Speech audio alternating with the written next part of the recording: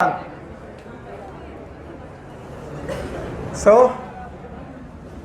Steps एकदम शांत in respiration. ये हमारा आखिरी टॉपिक था और यहीं से शुरू करते हैं।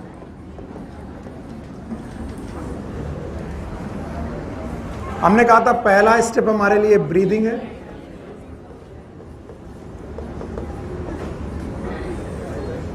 दूसरा है एक्सचेंज ऑफ गैसेस,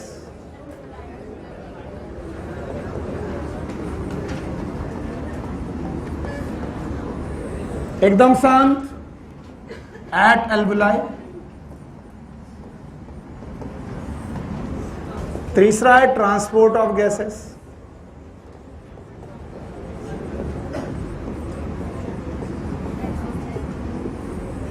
और चौथा है एक्सचेंज ऑफ गैसेस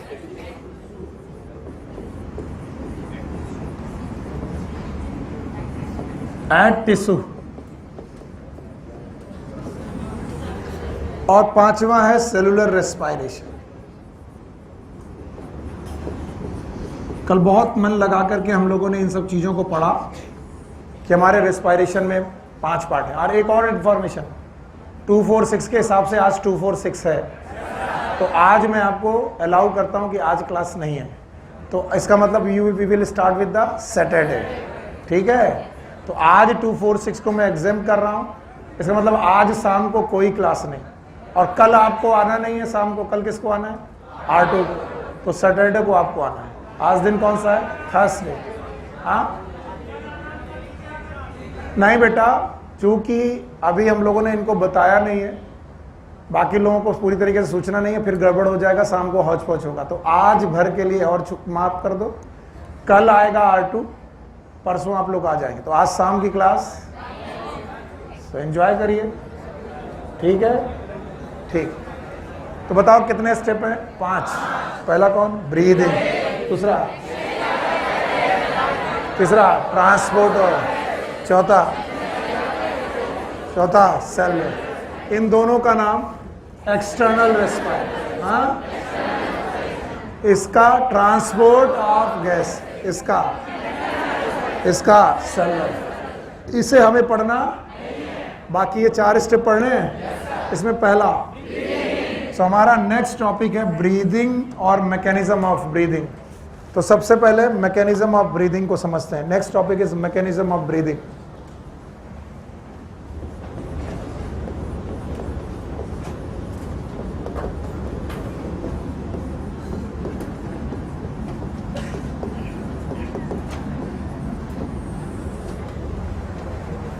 बोलते हैं ब्रीदिंग के मेन 2 स्टेप्स हैं।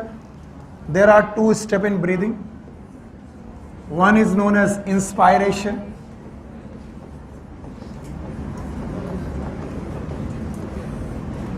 दूसरा स्टेप है एक्सपायरेशन।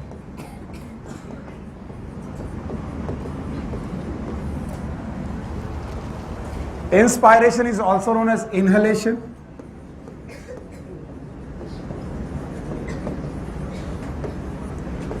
expiration is exhalation। अब ये चीजें समझाने की नहीं है, तो आप लोग रोज करते हो, ब्रीद इन और breathe out. Inhalation is breathe in,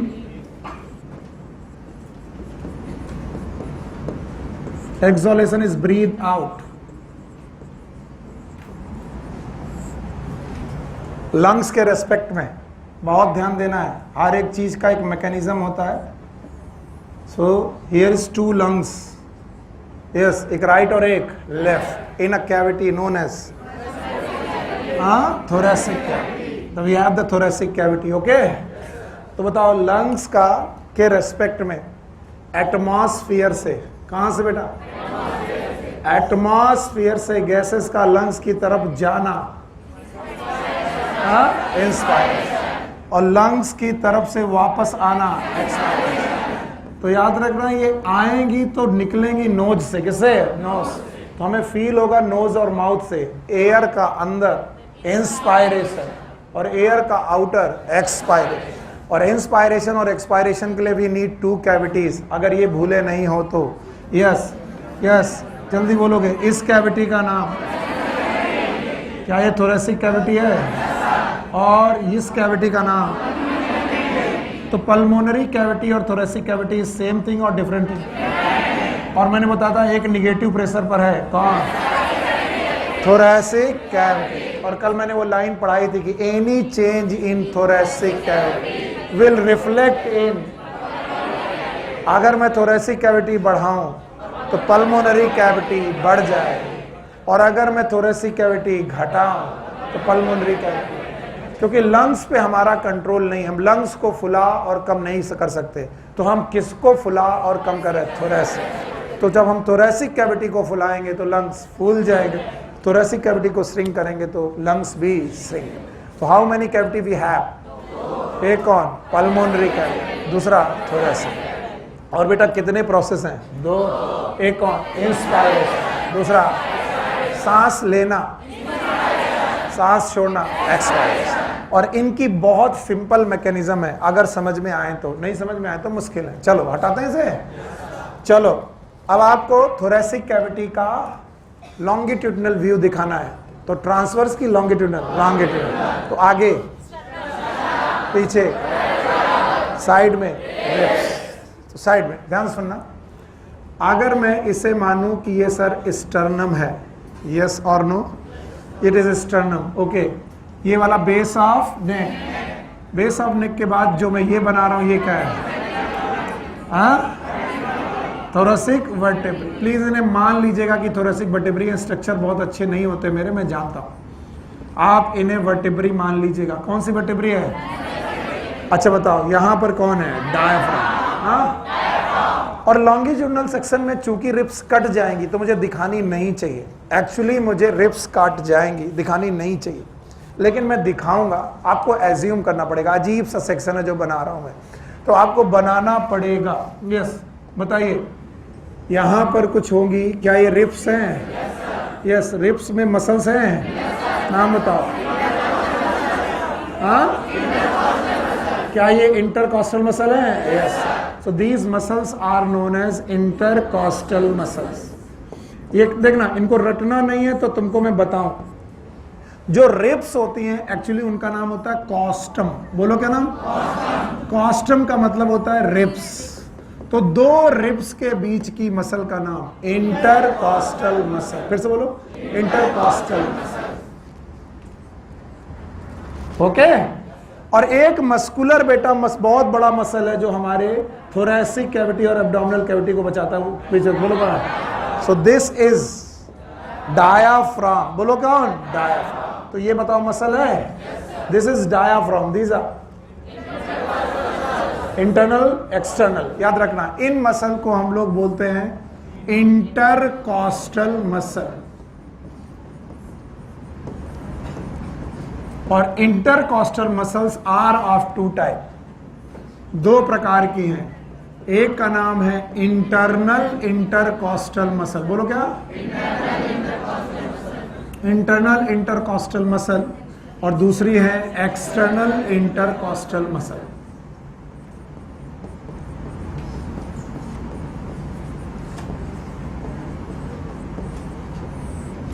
तो जो मैंने डायग्राम बनाया है उस डायग्राम को अगर आपको समझ में आ गया तो बताओ, आगे की बोन, पीछे की वर्टेब्री, नीचे एक पूरा का पूरा सीट है जो डोम शेप है। कैसा है? Dome shape. फ्लैट है कि डोम शेप? यानी एक तिरछा है, इस तरीके का डोम शेप है। अगर आप एज्यूम कर सको तो उल्टा भगोने जैसा, याद रहेगा? या फिर आपने तसले देखे, ठीक वैसा है ये डोम शेप, याद रहेगा? तो याद रखना, इनके बाद ये है कॉस्टम। बोलो क्या है? Custom. What is custom? Ribs. और इनके बीच की मसल का नाम इंटरकॉस्टल मसल। फिर से बोलो, इंटरकॉस्टल मसल्स। और कल मैंने आपको एक्सिस सिखाई थी, याद है? तो बताओ भाई, अगर आपको एक्सिस याद है और ये थोरेसिक कैविटी है, तो मैंने बोला था इस एक्सिस का नाम, मैंने कहा था इतना सीख के जाओ। बोलो एंटीरियो पोस्टीरियर, एंटीरियो पोस्टीरियर, पक्का? और इस एक्सिस का नाम, क्या ये डॉर्सोवेंट्रल है? डॉर्सोवेंट्रल। तो कोई भी चीज अगर ना समझ में आ रहा है तो बताना। अगर मेरी एक्सिस इस तरीके से जाए, नेक से डायाफ्राम में जाए, एंटीरियर को, ये वाला पोर्शन एंटीरियर, ये वाला डॉर्सल, ये वाला। अगर मैं एक रॉड यहां से घुसाऊं, यहां निकालूं, डॉर्सो वेंट्रल, पक्का? यस, इसी को डॉर्सो वेंट्रल बोलते हैं। अगर मैं ऐसे बोलूं तो बताओ हमारी थोरेसिक कैविटी की कितनी एक्सिस? 2। एक कौन? एंटीरियर, दूसरा डॉर्सल, ये वाला, ओके। कितनी मसल्स? एक डायाफ्राम और एक इंटरकॉस्टल। इंटरकॉस्टल मसल हो गई। और इंटरकॉस्टल मसल भी कितने प्रकार की? 2। एक कौन? इंटरनल इंटरकॉस्टल, दूसरी एक्सटर्नल इंटरकॉस्टल मसल। जैसे डंडा उठाओ, कोई और हो दिख जाए ऐसा कोई डंडा तो बताओ। Thank you. बस हो जाएगा। लाओ बैठ जाओ। Just try to see this. If these are the ribs, क्या बेटा? ओके, ये रिब है। ऐसी हमारे पास 12 पेयर, बोलो कितनी?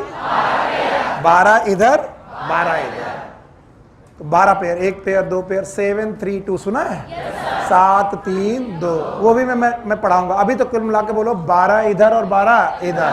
कहां से कहां? स्टर्नम से रिब्स, स्टर्नम से रिब्स। कितनी पसलियां?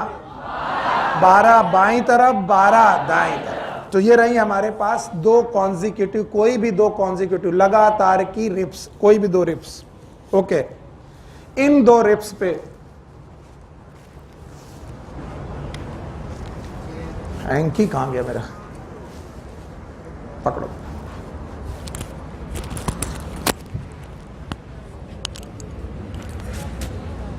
यस,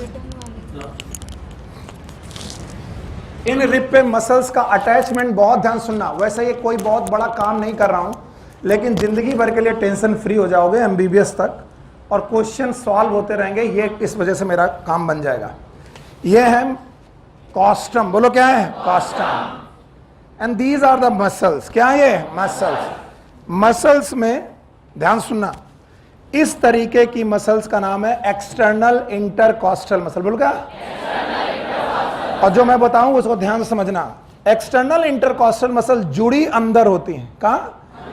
और निकली बाहर, बाहर निकलने की वजह से एक्सटर्नल इंटरकॉस्टल, यानी नीचे वाली रिब्स में अंदर और ऊपर वाले भी बाहर। पक्का? तो याद रखना, एक तरफ इनसाइड जुड़ा हुआ है, प्लीज इसे देखने की कोशिश करिए। ये कहां जुड़ा है? इनसाइड। और एक तरफ, और जब भी एक्सटर्नल इंटरकॉस्टल मसल कॉन्ट्रैक्ट करेंगी, कौन? एक्सटर्नल इंटर मसल कॉन्ट्रैक्ट करेंगी, नीचे वाली रिब को ऊपर उठाएंगी। किसको उठाएंगी? ऊपर। तो इसका मतलब ये वाली भी किसी की, ये भी उठेगी, वो वाली भी। समझ में आया? तो बताओ ये कौन सी मसल? इंटरनल के एक्सटर्नल। और अगर मैं एक्सटर्नल इंटर मसल कॉन्टैक्ट कराऊं, तो एक्सटर्नल इंटर मसल का मतलब एक्सटर्नल क्यों? क्योंकि ये कॉन्टैक्ट अंदर की तरफ होते कि बाहर? किसी का नाम एक्सटर्नल क्यों? तो बाहर। तो ये मसल कॉन्ट्रैक्ट होगी तो अंदर की तरफ कि बाहर की तरफ? और अगर बाहर की तरफ कॉन्ट्रैक्ट होगी तो रिब्स वहीं रहेगी कि ऊपर उठेगी? ऊपर। Just try to see this in your ribs. If there is external intercostal muscle, और अगर वो कॉन्ट्रैक्ट हुई तो ये खींचेगी किसको? नीचे वाले को। तो बताओ, मैं 7वीं ने किसको खींच, छठी ने किसको खींचा? 7वीं को। छठी को 5वीं ने, 5वीं को 4थी ने, 4थी को 3री को, दूसरी को पहली फिक्स है। तो पहली से लेकर 7वीं तक सारी रिब्स बची की खिंच गई? खिंच गए। और खिंची तो कहां आई? अंदर की बाहर? Just try to see this. It is external intercostal muscle contraction. Yes और नो? अभी भी नहीं आया? आया? तो बताओ, एक्सटर्नल इंटरकॉस्टल मसल अगर कांटेक्ट हुई, कौन सी मसल? तो अगर एक्सटर्नल इंटरकॉस्टल मसल कांटेक्ट हुई तो जो मैं पूछूं वो बताना। एक्सटर्नल इंटरकॉस्टल मसल अगर कांटेक्ट हुई तो बताओ, रिब्स अंदर आई कि बाहर? स्टर्नम अंदर की बाहर? बाहर। तो स्टर्नम अगर बाहर आई तो बताओ, स्टर्नम अपनी पोजीशन वही रखी कि चेंज कर दी? तो जो व्हाइट वाला है, it is a change position. Yes और नो? और रिब्स भी बाहर मतलब upward and forward, upward and forward. Motion नहीं समझ में आ रहा तो फिर से देखो, रिप्स अपवर्ड एंड फॉरवर्ड, किसकी वजह से? External intercostal. तो बोलते हैं external intercostal muscle when contract, जब भी ये कॉन्ट्रैक्ट करेंगी ये रिप्स को फॉरवर्ड करेंगी। कहां करेंगी? फॉरवर्ड। फॉरवर्ड मतलब आगे, and upward, forward and upward. और फॉरवर्ड एंड अपवर्ड बड़ा हुआ, फॉरवर्ड और अपवर्ड अगर बाहर आया तो रिब केज अंदर की बाहर, तो जो आपका कंकाल है हड्डियों का पसलियों का वो अंदर की बाहर, और स्टर्नम भी बाहर, और स्टर्नम भी बाहर। तो बताओ ये वाली एक्सिस कौन सी एक्सिस? डॉर्सी वेंट्रल एक्सिस घटी की बढ़ गई? बढ़ गई। सर नहीं आया? आया? तो बताओ डॉर्सी वेंट्रल एक्सिस क्यों बढ़ी? कौन सी मसल कांटेक्ट हुई? External intercostal, external intercostal. और उसी समय डायाफ्राम कांटेक्ट हुआ। कौन कांटेक्ट हुआ? और डायाफ्राम जब कांटेक्ट होगा तो डोम हो जाएगा कि फ्लैट? हाँ? तो बताओ पहली पोजीशन ये थी, अभी ये पोजीशन है। तो बताओ कौन सी एक्सिस बढ़ी? एंटीरियो पोस्टीरियर। बताओ कौन सी एक्सिस बढ़ गई? एंटीरियो। तो बताओ डायाफ्राम नीचे आया। कहां आया? नीचे। अब आपने ग्लास में गुब्बारा बांध रखा, गुब्बारा नीचे खींचा, बताओ ग्लास का वॉल्यूम घटा कि बढ़ गया? बढ़ गया।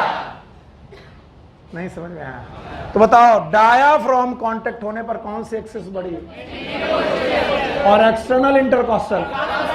तो बोलते हैं डायाफ्राम जब कॉन्ट्रैक्ट हुआ, एनसीईआरटी लिखती है डायाफ्राम जब कॉन्ट्रैक्ट हुआ, रिलैक्स की कॉन्ट्रैक्ट, तो ये डोम हो गया कि फ्लैट? और अगर ये फ्लैट हो गया तो कौन सी एक्सिस? एंटीरियो पोस्टीरियर एक्सिस ये बढ़ गई। अब जरा ध्यान सुनो, डायाफ्राम ने किसे नीचे दबाया? डायाफ्राम ने किसे नीचे दबाया?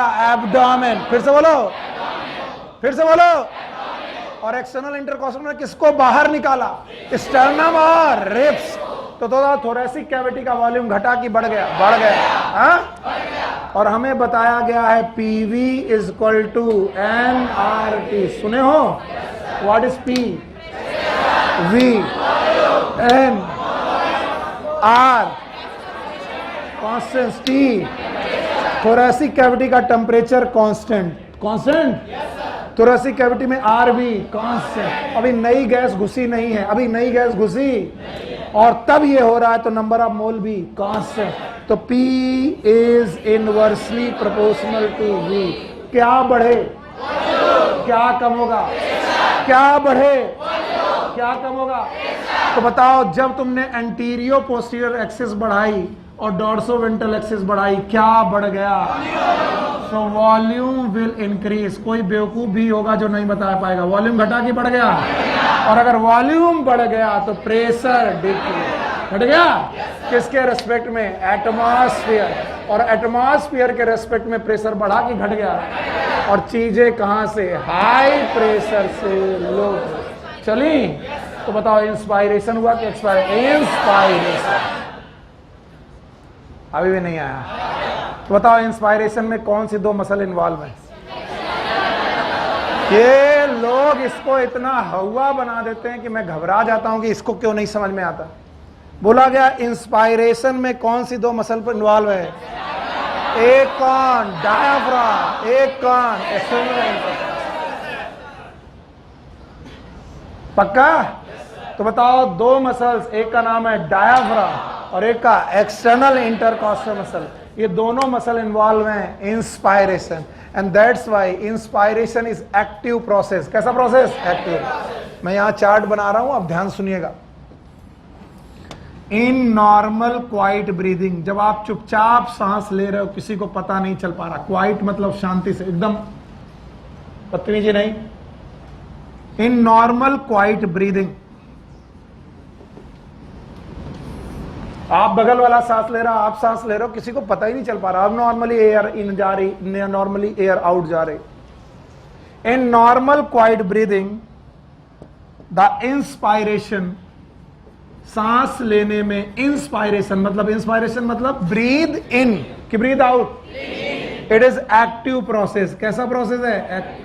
और इस प्रोसेस के दौरान कौन सी दो मसल इन्वॉल्व होंगी? हाँ, कौन सी दो मसल?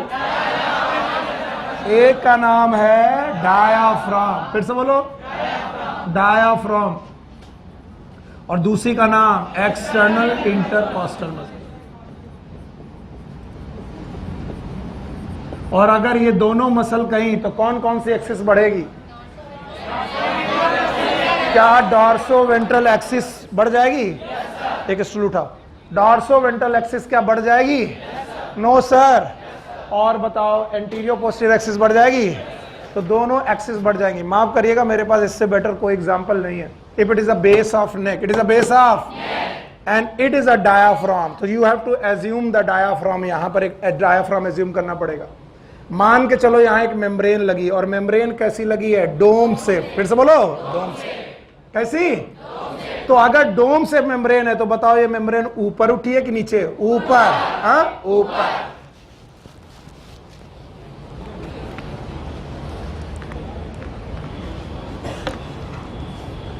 आ जाओ, ऐसे पकड़ो, and let suppose it is a diaphragm, और ये डायाफ्राम डोम शेप है। कैसा है? Dome shape. पूरे में एज्यूम करना पड़ेगा, मेरे पास उतना बड़ा डायाफ्राम है नहीं। सी, इसको पकड़ो, यहां पर टोपी लगा दे। अरे ठीक है, मेरा ही कपड़ा गंदा होगा तो ठीक है, इसको पकड़ो। And now this is a diaphragm. जरा इसको देख लो, डायाफ्राम। समझ गए? आप लोग कई बार डायाफ्राम को लाइन समझते हो, लाइन नहीं है, डोम से। और ये बेटा अंदर की तरफ है। कहां पर है? अंदर। अब बताओ ये वाली एक्सिस जहां से पेन आ रहा है, हाँ, ये वाला, ये डॉर्सो वेंट्रल कैसे बढ़ा, याद हो गया? अगर मैं इसको पकड़े रहना बेटा, अगर मैं इस डायाफ्राम को, किसको बेटा? डायाफ्राम खींचूं, एंटीरियो पोस्टीरियर घटेगा क्योंकि नेक बढ़ गई? नहीं, डायाफ्राम नीचे आया। इसका मतलब कौन सी एक्सिस बढ़ी? एंटीरियो। तो बताओ डायाफ्राम खींचने पर डायाफ्राम किसको धक्का मारेगा? नीचे। नीचे कौन है? एब्डोमेन। हाँ, abdomen. Thank you very much. नीचे कौन है? एब्डोमेन। तो बोलते हैं जैसे ही डायाफ्राम नीचे धक्का जाएगा एब्डोमेन हिलेगा। कौन हिलेगा? एब्डोमेन। तो एब्डोमेन के जितने भी कंटेंट हैं वो हिलेंगे। इसलिए जब आप नॉर्मल क्वाइट ब्रीदिंग कर रहे हो, क्या? तो एक्सटर्नल इंटरकॉस्टल का मसल का रोल केवल 10 से 20% ही है। उस ब्रीदिंग में 80 से 90% रोल केवल डायाफ्राम का है। इसका मतलब पूरी सांस लेने में किसका ज्यादा रोल, किसका कम? External intercostal muscle. इसलिए नॉर्मल क्वाइट ब्रीदिंग में चेस्ट बार बार मूव नहीं करता। कौन ज्यादा मूव? डायाफ्राम। तो अगर मैं रेस्पिरेटरी रेट काउंट करने के लिए बोलूं, क्या? एवरीवन हियर, लिख तो तुम लोगे ही, और लिखने दूंगा मैं। कुछ बच्चे लिख पा रहे हो? खड़े हो, शर्माना नहीं। जब लिख पाना, जब आ जाए तो बताना, और ना आए तो तुरंत हाथ उठा देना कि सर नहीं आया, फिर से बताओ। तो फिर बताऊंगा, पैसा लिया है तुमसे, बैठो।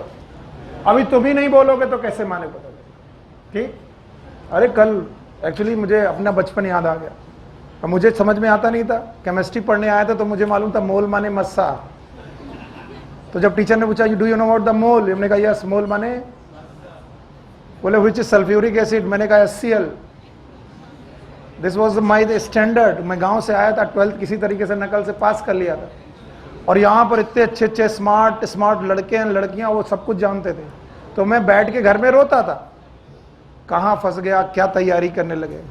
लेकिन मेरे जैसे बेवकूफ का सिलेक्शन हो गया। मैं MBBS कर लिया हूं बेटा, पास हूं, नौकरी भी कराया। तो तुम तो होशियार हो यार, कम से कम तुम्हें सल्फ्यूरिक एसिड मालूम है? बताओ। H2SO4 तुम हमसे ज्यादा होशियार हो। जब मेरा हो सकता है तो तुम्हारा तो 100% हो सकता है। देखो अभी सुनो शांति से। तो हमारे पास एक एक्सिस कौन सी है? एंटीरियो पोस्ट, और एक कौन सी? डॉर्सोवेंट्रल। तो जब मैं एमबीबीएस के पोस्टिंग में गया, जब मेरे को मरीज के पास भेजा गया, और ये प्रोफेसर जानबूझ के करते हैं, प्रोफेसर ने कहा कि वो पेशेंट नंबर बेड नंबर 4 में जो पेशेंट है उसका रेस्पिरेटरी रेट काउंट करके आओ। तो मैंने कहा रेस्पिरेटरी रेट कैसे काउंट करते हैं? I was totally out of my mind, मुझे मालूम नहीं था कैसे काउंट करते हैं। तो वहां एक बूढ़े दादा सो रहे थे, तो मैंने उनके नाक के सामने हाथ लगाया। ऐसे ही काउंट करते होंगे। और वो प्रोफेसर वहां से मुझे धीरे से देख रहा और हंस रहा। उसने कहा काउंट करके आओ कि 1 मिनट में कितनी बार सांस ले रहा है। तो मैं बाप गया, दादाजी को देख रहा हूं, दादाजी की आंख खुली, बोले कौन है? हमने कहा सांस गिनना है। तो बोले गिनो। अगर आप सांस का रेट गिनने गए और नाक में हाथ लगा रहे हो, आपसे ज्यादा मूर्ख कोई नहीं। Because it is a normal quiet breathing, it is not like ऐसा नहीं है। तो आप कैसे काउंट करने लगे? बोले यहां से समझ में नहीं आएगा, चेस्ट देखते हैं। मत देखना, क्योंकि नॉर्मल क्वाइट ब्रीदिंग में चेस्ट हिलता नहीं है। क्योंकि कितना रोल है? 10 to 20। कौन हिलेगा? एब्डोमेन। तो जब तुमसे कहा जाए सांस गिनो, तो कहा देखोगे? नाक, चेस्ट की पेट, पेट ऊपर एक बार, 1 2 3। और ये पेट क्यों ऊपर नीचे हो रहा है? कौन हो रहा है? तो डायाफ्राम का रोल कितना है? 80 to 90। इसीलिए normal quiet breathing it is known as abdominal breathing. बोलो क्या?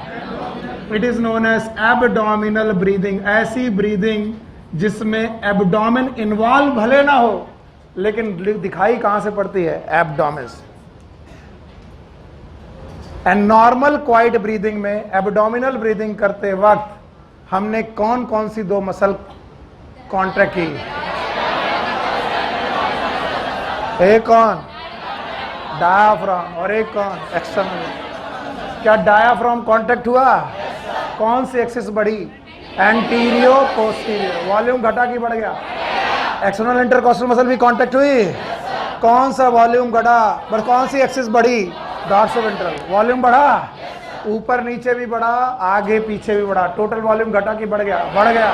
और बढ़ गया तो बताओ फॉर्मूला, PV = NRT। इस हिसाब से P is inversely proportional to V। क्या बढ़ गया? क्या कम होगा? तो बताओ यहां पर वॉल्यूम बढ़ गया, तो वॉल्यूम बढ़ा किसका? Thoracic cavity. फिर से बोलो। और थोड़ी देर पहले पढ़ा था, जो थोरैसिक कैविटी में होगा वही लंग। तो थोरैसिक कैविटी का वॉल्यूम बढ़ा, लंग्स का वॉल्यूम बढ़ा, तो प्रेशर घटा किसके रेस्पेक्ट में? एटमॉस्फेयर। तो एटमॉस्फेयर का प्रेशर हाई, लंग का low. From higher pressure to lower. Gases अंदर आई, गैसेस का अंदर आना इंस्पायरेशन। फिर से बोलो। पैसिव की एक्टिव? एक्टिव। फिर से बोलो। और याद रखना, expiration is passive process. Expiration is सांस छोड़ने में कोई मेहनत नहीं लगानी है। बोले क्यों नहीं लगानी? सांस लेने में मेहनत लग रही है। Expiration is passive. क्यों पैसिव? क्योंकि जो मसल कांटेक्ट थी उसका नाम क्या था? डायाफ्राम। और ये जिंदगी भर कांटेक्ट नहीं रहेगी, तो इलास्टिसिटी की वजह से रिकॉइल करेगी, और रिकॉइल करेगी तो अपनी पोजीशन में पहुंच जाएगी। नहीं आया? और जब वो वापस पहुंची तो फ्लैट से क्या हो गई? डोन। और एक्सटर्नल इंटरकॉस्टल मसल भी हमेशा कांटेक्ट, तो वो भी बेटा रिलैक्स करेंगे। रिलैक्स करेंगी तो वो भी अपनी पोजीशन में पहुंच जाएंगी। यहां से फिर से यहां पहुंच गए, तो बताओ क्या घटा? एंटीरियो पोस्टीरियर एक्सिस। क्या घटा? हाँ? और तब तक एयर अंदर आ चुकी थी, तो ये ओरिजिनल जैसा कि ओरिजिनल से ज्यादा एयर है? ओरिजिनल से ज्यादा। और इसलिए यहाँ वॉल्यूम घटा कि बढ़ गया? घट गया। प्रेशर बढ़ गया। प्रेशर अगर यहाँ से बढ़ गया तो हाई प्रेशर से इंस्पायरेशन के एक्सप्रेस कराना पड़ा। कराना पड़ा कि अपने आप? अपने आप। क्या कराया? क्या हो गया? कई बार लोग पूछते हैं एक्सपायरेशन के लिए मसल बताओ। No muscle involve in expiration, क्योंकि मसल का इन्वॉल्वमेंट नहीं है। there is a no involvement of muscle. No involvement of muscle.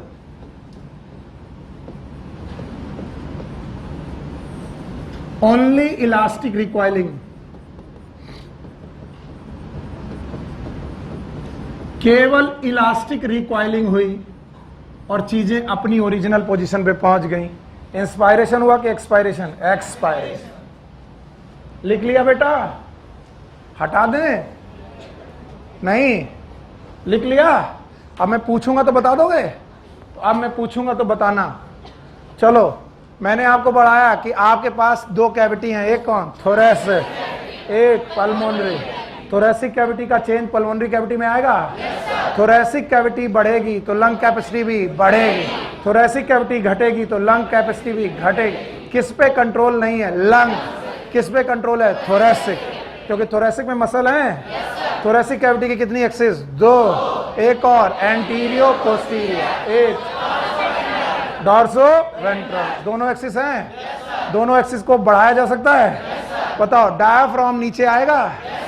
बताओ कितना? डायाफ्राम नीचे आया. कौन सी एक्सिस बढ़ी? External external intercostal muscle contact हुई. कांटेक्ट हुई तो बताओ रिब्स इनसाइड के आउटसाइड? अपवर्ड की बैकवर्ड? अपवर्ड.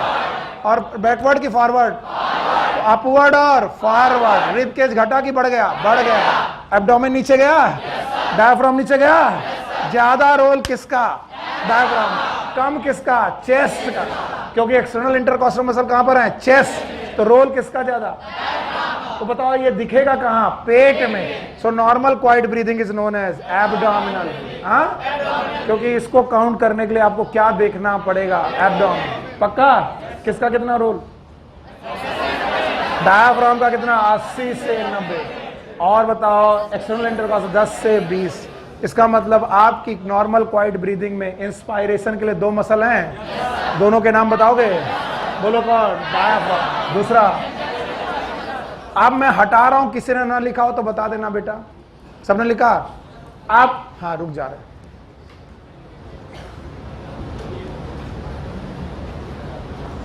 क्योंकि जब तक मैं पूछ नहीं लूंगा आगे बढ़ने का कोई मतलब नहीं. ये सब देखने में बड़े अच्छे लगते हैं, ब्रेन में नहीं है, बेकार है. टीचर को लगता है उसने बहुत अच्छा पढ़ा है, बच्चे को कुछ समझ में नहीं आया. हर टीचर को अच्छा लगता है उसको बड़ा उसने, क्योंकि वो तो समझ ही रहा है. अभी हटा दूं? पक्का कोई बंदा हाथ उठाए जिसको ना लिखा हो? Okay, thank you. अब बताओ, थोरैक्स दिख रहा? ऊपर, नेक, नीचे, साइड में, रेप, आगे, पीछे. क्या यहां मसल हैं? इंटरकॉस्टल. एक की दो? एक एक्सटर्नल, दूसरा इंटरनल. मैंने इंटरनल को छुआ? एक्सटर्नल छुआ है? एक्सटर्नल अंदर कांटेक्ट होगी, बाहर? बाहर कांटेक्ट. रिब बाहर आएगी, फॉरवर्ड होगी, रिब केस आगे बढ़ेगा. स्टर्नम आगे की बाहर? तो बताओ ये एक्सिस बढ़ेगी. इसका नाम डॉर्सल, इसका नाम वेंट्रल. डॉर्सो वेंट्रल एक्सिस बढ़ गई, वॉल्यूम घटा की बढ़ा. उसी समय डायफ्राम नीचे गया. डायफ्राम नीचे गया, एब्डोमेन पुश किया. Axis antero posterior. Antero posterior भी बढ़ी, डॉर्सो वेंट्रल भी बढ़ी. Volume P is inversely proportional to V. Volume बढ़ा, प्रेशर कम. हाई प्रेशर से लो प्रेशर. इंस्पायरेशन की एक्सपायरेशन. डायफ्राम वापस, रिब्स वापस, वॉल्यूम घटा, प्रेशर बढ़ा. एक्सपायरेशन. आउटसाइड की इनसाइड की इनसाइड से आउटसाइड. तो कितने प्रोसेस? दो. एक कौन? इंस्पायरेशन, दूसरा एक्सपायरेशन. क्वेश्चन इससे नहीं बनेगा, पूछेंगे कौन सी मसल इंस्पायरेशन? दो. डायफ्राम. कौन सी मसल इंस्पायरेशन? नो. फिर कैसे? Elastic recoil. जो जहां तक पहुंच गया, डायफ्राम कांटेक्ट था, वापस छोड़ा. एक्सटर्नल इंटरमसल कांटेक्ट थी, वापस छोड़ी, तो वापस पहुंच गई, तो वॉल्यूम घट गया.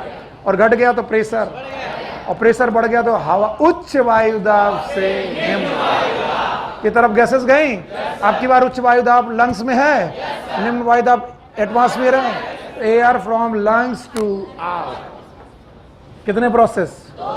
एक कौन? इंस्पायरेशन और एक एक्सपायरेशन। नाउ फोर्सफुल ब्रीदिंग, दूसरा पॉइंट, फोर्सफुल ब्रीदिंग। ये नॉर्मल क्वाइट ब्रीदिंग है कि फोर्सफुल? फोर्सफुल।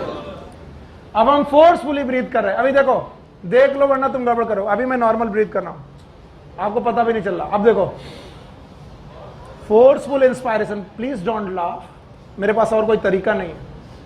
चलो, ये नॉर्मल ब्रीदिंग हो रही है। फोर्सफुल इंस्पायरेशन, ये forceful, no, it's normal expiration. यही पागल हो तुम। फिर सुनो, छोड़ करके शान वीडियो बनाना बंद करो, मत करो नाटक। मुझे बिल्कुल पसंद नहीं है। चलो ये बताओ, ये नॉर्मल ब्रीदिंग हो रही है? सांस आ रही है, जा रही है। नॉर्मल क्वाइट ब्रीदिंग कहां पता चल रहा है? एब्डोमेन। कहां कम पता चल रहा है? Chest. Forceful inspiration, forceful inspiration, ये नॉर्मल एक्सपायरेशन, फोर्सफुल एक्सपायरेशन। तो फोर्सफुल इंस्पायरेशन के बाद आप फोर्सफुल एक्सपायरेशन करोगे, ये जरूरी है? नहीं। फिर से सुनो भाई, देखो,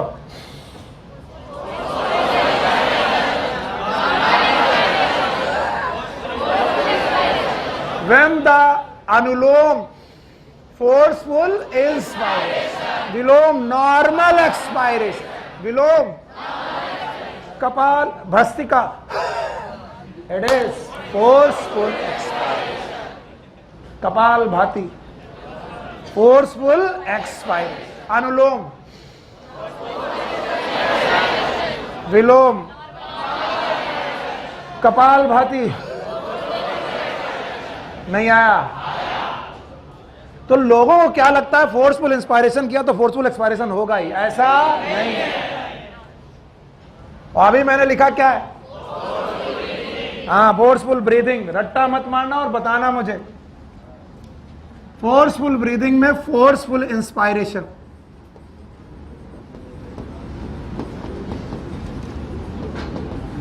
और फोर्सफुल इंस्पायरेशन में भी वही दोनों मसल्स फिर से बनाए, याद है?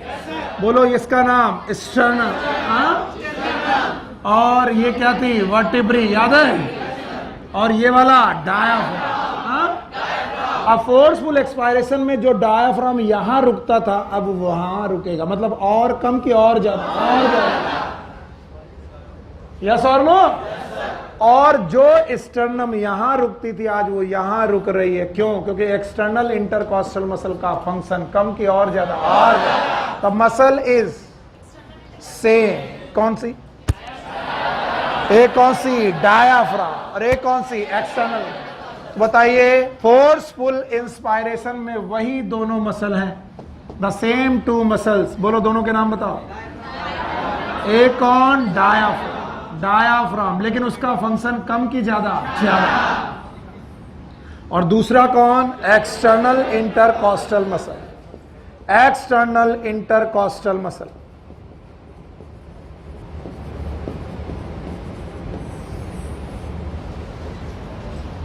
पर एक्सटर्नल इंटरकॉस्टल मसल का पहले कितना उपयोग करते थे? 10 से 20। अब लगभग 40 से 50, लगभग 40% किसका काम है? External intercostal. तो बताओ 60% काम किसका है? डायाफ्राम। अब भी डायाफ्राम का ज्यादा काम है, लेकिन दिखेगा कहां ज्यादा? चेस्ट में, क्योंकि पहले चेस्ट मूव, अब चेस्ट देखो व्हाट इट इज, चेस्ट। तो याद रखना, forceful inspiration is abdominal breathing और थोरेसिक ब्रीदिंग। थोरेसिक, तो forceful breathing it is known as thoracic breathing. और ये तभी होगी जब बहुत तेजी से आपको कुत्ते ने दौड़ाया हो। हाँ, कुत्ते ने दौड़ाया और अब बहुत तेजी से भागे हैं, और उसके बाद जो हाँप रहे उसी के जैसा। किसके जैसा? तो वाह, what it is? Thoracic, forceful. या फिर कभी जमाई लो, बस बस, फोर्सफुल, पक्का। तो फोर्सफुल इंस्पायरेशन में मसल इज डिफरेंट और सेम? सेम। बेटा हम जानते हैं कि तुम बदतमीजी करोगे ही करो। आप सुनो, वो परवरिश की बात होती है ना, जैसे आपका लालन पालन हुआ है ना, वो आपके ब्लड में घुस जाता है। आपकी परवरिश जैसे, हम कितना भी कसम खाएं, कल 2 गर्ल्स के पीछे फिर 2 बॉयज आए, पकड़ में आ जाओ तुम, बस हम पढ़ाई चाहे छोड़ दो लेकिन तुम्हें चटनी बना देंगे हम। अरे यार शर्म आती है कि हाँ क्लास में बोलता हूं कि कोई लड़का ऐसा नहीं करे, तुम बाहर निकलते हो, गर्ल्स आकर बोलती हैं 2 लड़के खड़े हैं बाहर, अब वो कौन है, मेरे को बस पकड़ में आ जाए बस। और मैं सच बता रहा हूं, तुम्हारी जिंदगी का सबसे बुरा दिन होगा, तुम चाहे जितने बड़े खलीफा हो।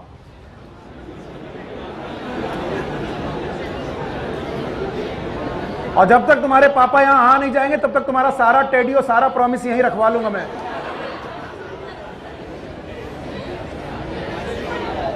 अजीब पागल हो गए। कल शाम की घटना, मैं ना गर्ल्स का नाम बता सकता हूं ना बॉयज का नाम, लेकिन तुम पकड़ में आ जाओ बस एक बार, रंगे हाथों पकड़ में आ गए ना, ऐसी किल्ली मार मार के तुम्हें सही करेंगे हम। हाँ कैमरा मालूम है मैं कौन है, समझ पकड़ में तो नहीं आते हो ना। और उनसे बोल देना कि सुनील सर को पता चल गया कि तुमने ऐसी बदतमीजी की है, पहले तो कम से कम त्योहार भर तो गायब ही रहो। हद है यार राजन, तुम क्या करवा रहे हो?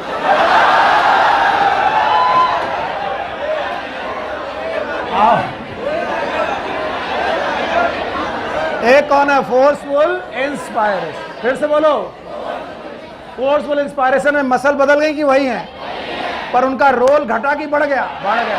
डायाफ्राम थोड़ा और थोड़ा बटा, एक्सटर्नल इंटर मसल और, तो in total external intercostal muscle का जहां पर रोल था 10 से 20 अब 40, और एक्सटर्नल इंटरकॉस्टल मसल डायाफ्राम को नीचे करती थी कि चेस्ट को? चेस्ट को ऊपर करती थी, तो रोल किसका ज्यादा दिखेगा? चेस्ट का। And that's why it is known as thoracic breathing. Now thoracic breathing में थोरैक्स नीचे गया तो इट इज फोर्सफुल एक्सपायरेशन की नॉर्मल एक्सपायरेशन? नॉर्मल। देखो फोर्सफुल इंस्पायरेशन, नॉर्मल एक्सपायरेशन, लेकिन forceful, now the forceful expiration के लिए वी हैव मसल्स।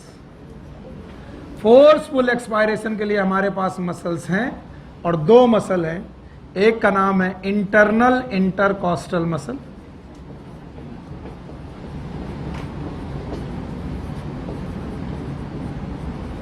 और दूसरी है एब्डोमिनल मसल्स। यानी जो डायाफ्राम डोम शेप होकर के आया है, ये यहीं नहीं रुके और ऊपर जाए, और ऊपर जाए तो कौन धक्का मारे? एब्डोमेन। तो एब्डोमेन का कंटेंट धक्का मारेगा कि डायाफ्राम अपनी नॉर्मल पोजीशन से भी ज्यादा डोम शेप बनाए, तो वॉल्यूम और कम होगा। तो जब और कम होगा तो एक्सपायरेशन फोर्सफुल, एक्सपायरेशन फोर्स। और जो मसल्स बाहर आई थी वो अंदर गई, उनका नाम क्या था? External intercostal muscle. और इंटरनल इंटरकॉस्टल मतलब अंदर की तरफ कांटेक्ट होती, कहां पर? अंदर। तो ये वाली अंदर, ये वाली अंदर, ये वाली अंदर। इसका मतलब जो चीज आ रही थी अपवर्ड एंड फॉरवर्ड, वो अब ऐसे सर नहीं आएगा। चलो पहले एक्सटर्नल पढ़ लो फिर से, बताओ। ये वाली मसल एक्सटर्नल, फिर से बोलो एक्सटर्नल है। अब उल्टा देखो, नाउ ये किधर? अंदर। अंदर। तो बताओ ये कहां थी? अपवर्ड की डाउनवर्ड? डाउनवर्ड। और बैकवर्ड। तो इसको खींचेगी नीचे, ये इसको खींचेगी, ये इसको खींचेगी। तो एक्सटर्नल की इंटरनल? इंटरनल। तो जो काम एक्सटर्नल मसल कर रही थी उसका अपोजिट इंटरनल। तो internal intercostal muscle thoracic cage को बाहर निकालेंगे कि अंदर? अंदर। तो बताओ एंटीरियो पोस्टीरियर एक्सिस नॉर्मल से भी कम हो जाएगी। इसका मतलब फोर्सफुल इंस्पायरेशन की एक्सपायरेशन? एक्सपायर। नॉर्मल एक्सपायरेशन के लिए कोई मसल लेकिन फोर्सफुल एक्सपायरेशन के लिए कितनी मसल? 2। एक कौन? इंटरनल इंटरकॉस्टल मसल, दूसरा एब्डोमिनल।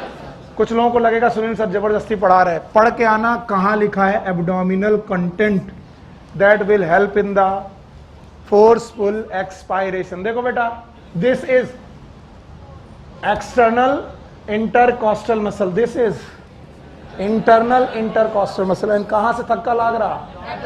एब्डोमेन से। तो इधर से मार रहे हो तो डायफ्राम ऊपर, और इधर से कांटेक्ट कर रहे हो तो चेस्ट अंदर। तो चेस्ट अंदर गया तो इंस्पायरेशन की एक्सपायरेशन, एक्स पर नॉर्मल की फोर्सफुल। मैं करके दिखाता हूं, बताइएगा।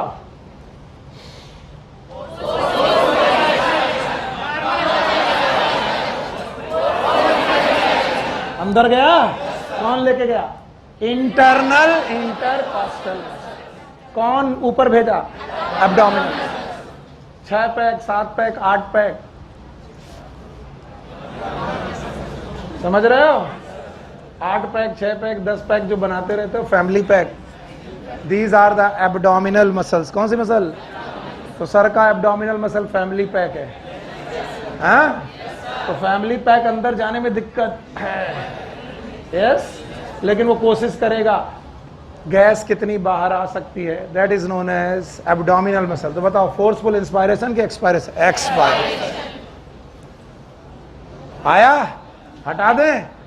तो बताओ, अब बताना, बहुत टाइम लगा लिया। मैकेनिज्म ऑफ ब्रीदिंग समझ में आई? ब्रीदिंग एक प्रकार की कि 2? एक और नॉर्मल क्वाइट ब्रीदिंग, ये है तुम्हारा पढ़ाई।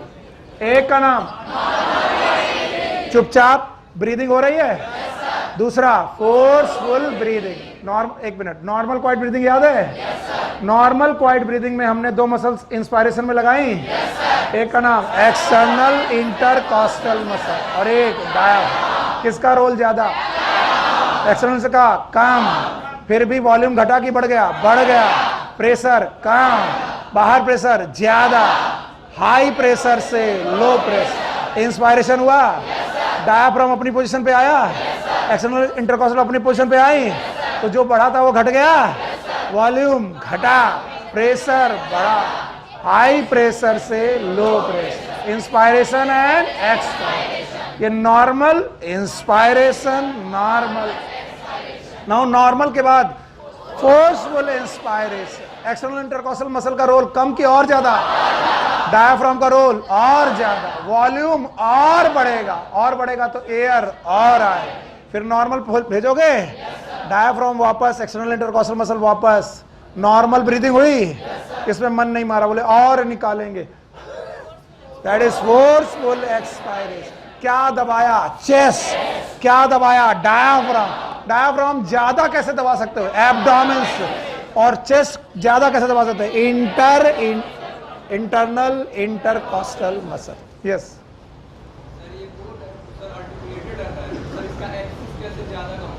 कौन? क्योंकि तुम लोगों को पढ़ाया गया कि they have the ligaments, they have the ligament. Tissue तुमने सही से पढ़े नहीं। Tendon, ligament, and they are very much flexible. Sternum के पास लिगामेंट है, रिब्स के पास ligament, and they are very much flexible. अगर ऐसा ना होता, रॉक हार्ड होता, तो कभी कोई नहीं कॉन्टेक्ट रिलैक्स होता।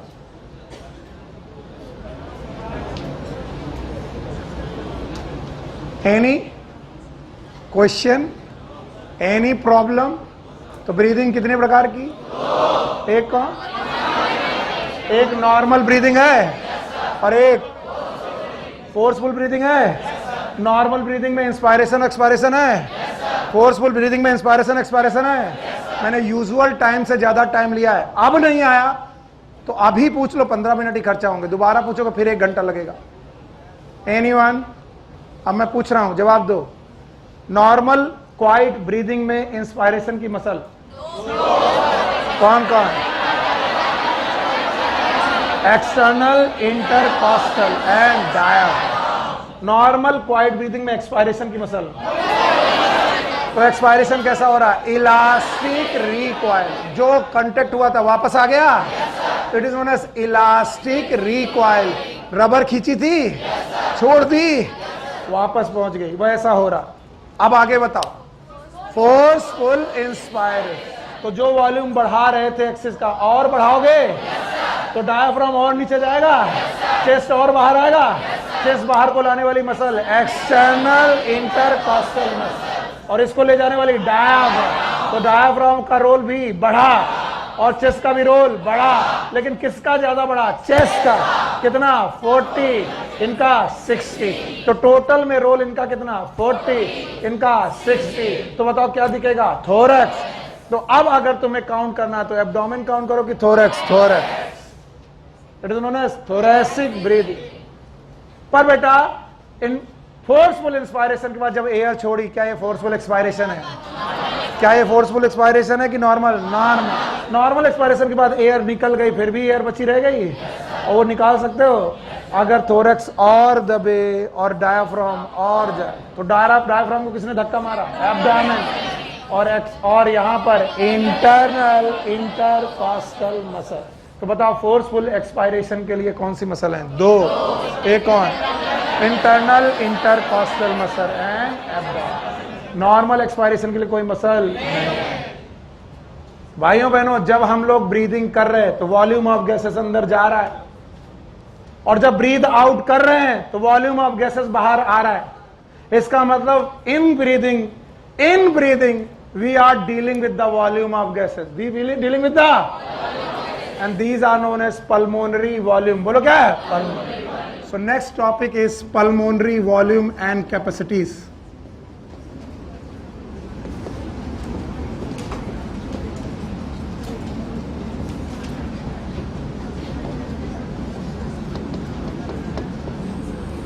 जब तक, अब तुम सबको कसम है, हम मानते रहो, जब तक समझ में ना आए, आज कल परसों 10 दिन तक, तब तक हां मत बोलना। अगर हां बोला तो फिर मैं पूछूंगा,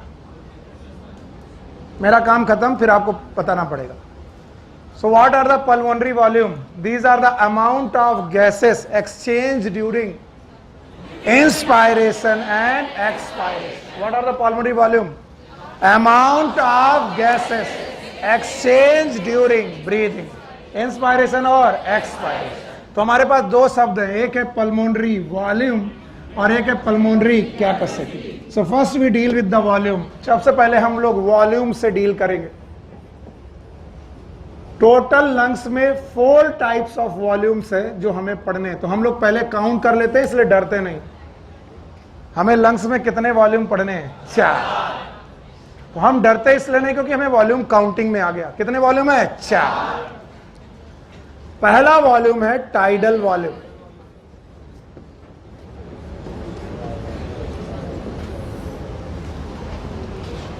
मैं इसको लिखूं, पहले इसको फील करूं।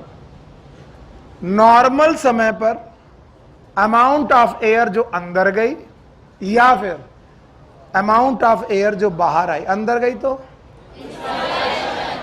इंस्पायरेशन, बाहर आई तो। बोलते हैं सर ये वॉल्यूम नापते कैसे होंगे? एक सिलेंडर लेते हैं गैस का, इधर देखो, और ये बनाना नहीं, तुमको खूब हॉस्पिटल में मिलेगा देखने को। इसका नाम है स्पायरोमीटर। बोलो क्या नाम है? स्पायरोमीटर। इस मशीन का नाम है स्पायरोमीटर। इस स्पायरोमीटर में मैंने वॉल्यूम ऑफ एयर भर रखा है। Volume of air atmospheric pressure में भर रखा है, ताकि जो बाहर का प्रेशर हो वही अंदर का। और इन वॉल्यूम ऑफ एयर को हमने काउंट कर रखा है, यानी इसके लीटर हमें मालूम है कितने लीटर कितने ml यहां पर एयर है। हमें यहां पर मालूम है एयर कितने। लेट सपोज यहां पर हमने 5 लीटर एयर ले रखी। 5 लीटर एयर का मतलब कितने ml? 5000 ml। फिर से बोलो 5000। फिर मैंने यहां पर एक पाइप लगाया हुआ है छोटा सा। ये एक रे डायग्राम है। रियल डायग्राम की रे डायग्राम। अब हम इनसे कह रहे हैं कि भैया नॉर्मल सांस लेना है, हाफ आर्म के नहीं लेना। तो ठीक है ले रहे। इसने इस पाइप को मुंह पे लगाया, नॉर्मल सांस लिया। नॉर्मल जैसे ही सांस लिया, एयर कहां से आई? एटमॉस्फेयर से कि स्पायरोमीटर से? मैंने देखा जो 5000 ml था वो बता 4500 ml। कितना? तो ये 500 कहां गया? इंस्पायरेशन। कहां गया? लंग्स। फिर हमने कहा मुंह से पाइप हटाना नहीं, एयर वापस छोड़ो। इसने एयर वापस छोड़ा, फिर से ये 5000 ml हो गया। कितना हो गया? 5000। इसका मतलब कितना गया था? 500। वापस आया 500। तो बोले नॉर्मल क्वाइट ब्रीदिंग में, बोलो जितनी एयर इनहेल या एक्सेल, इनहेल प्लस एक्सेल की या इनहेल या एक्सेल। सी ये 5 लीटर है, 4.5 लीटर बचा, 500 कहां गई? अंदर। 4.5 बचा, फिर से 5 हो गया, 500 बाहर, जो गई थी। नहीं आया? तो बताओ कितना लेते हैं और कितना छोड़ते हैं? तो नॉर्मल क्वाइट ब्रीदिंग में amount of air we inhale और एक्सहेल। तो पहला पॉइंट यहां लिखना है नॉर्मल क्वाइट ब्रीदिंग, क्योंकि वही सबसे इंपॉर्टेंट है।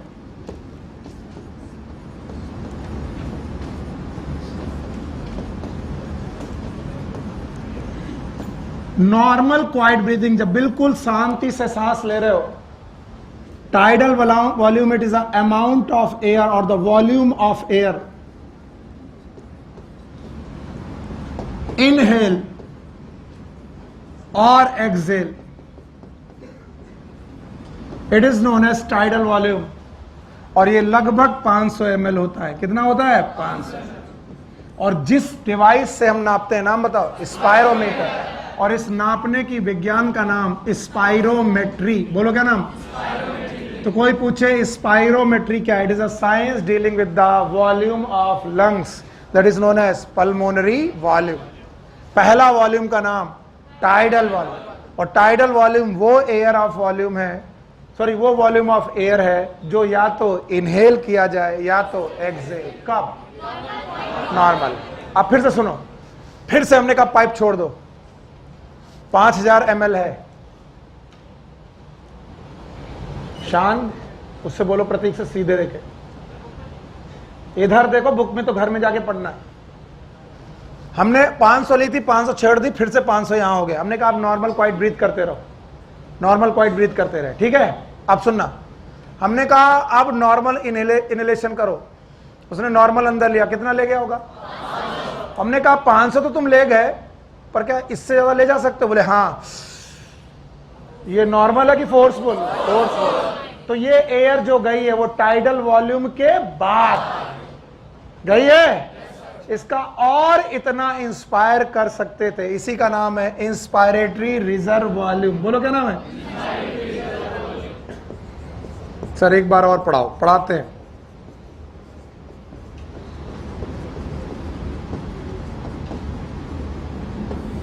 ये है टीवी, टेलीविजन।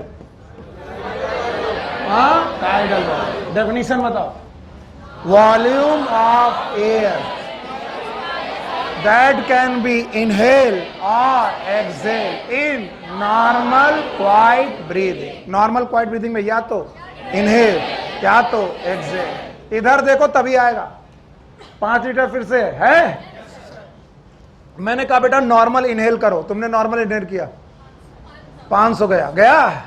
बोलो 500 काउंट हो गया। बोलो अब इसके बाद और इनहेल करो, तुमने और इनहेल किया, तो ये टाइडल वॉल्यूम को जोड़ के कि अलावा? अलावा। तो extra amount of air after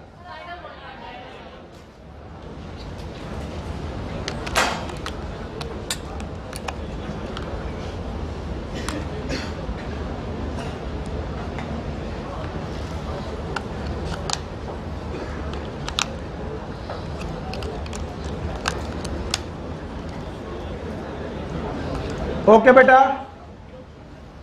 सूर्य बात नहीं। Inspiratory reserve volume that is known as IRV।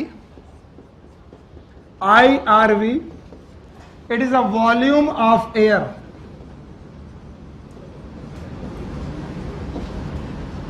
Forcefully inhale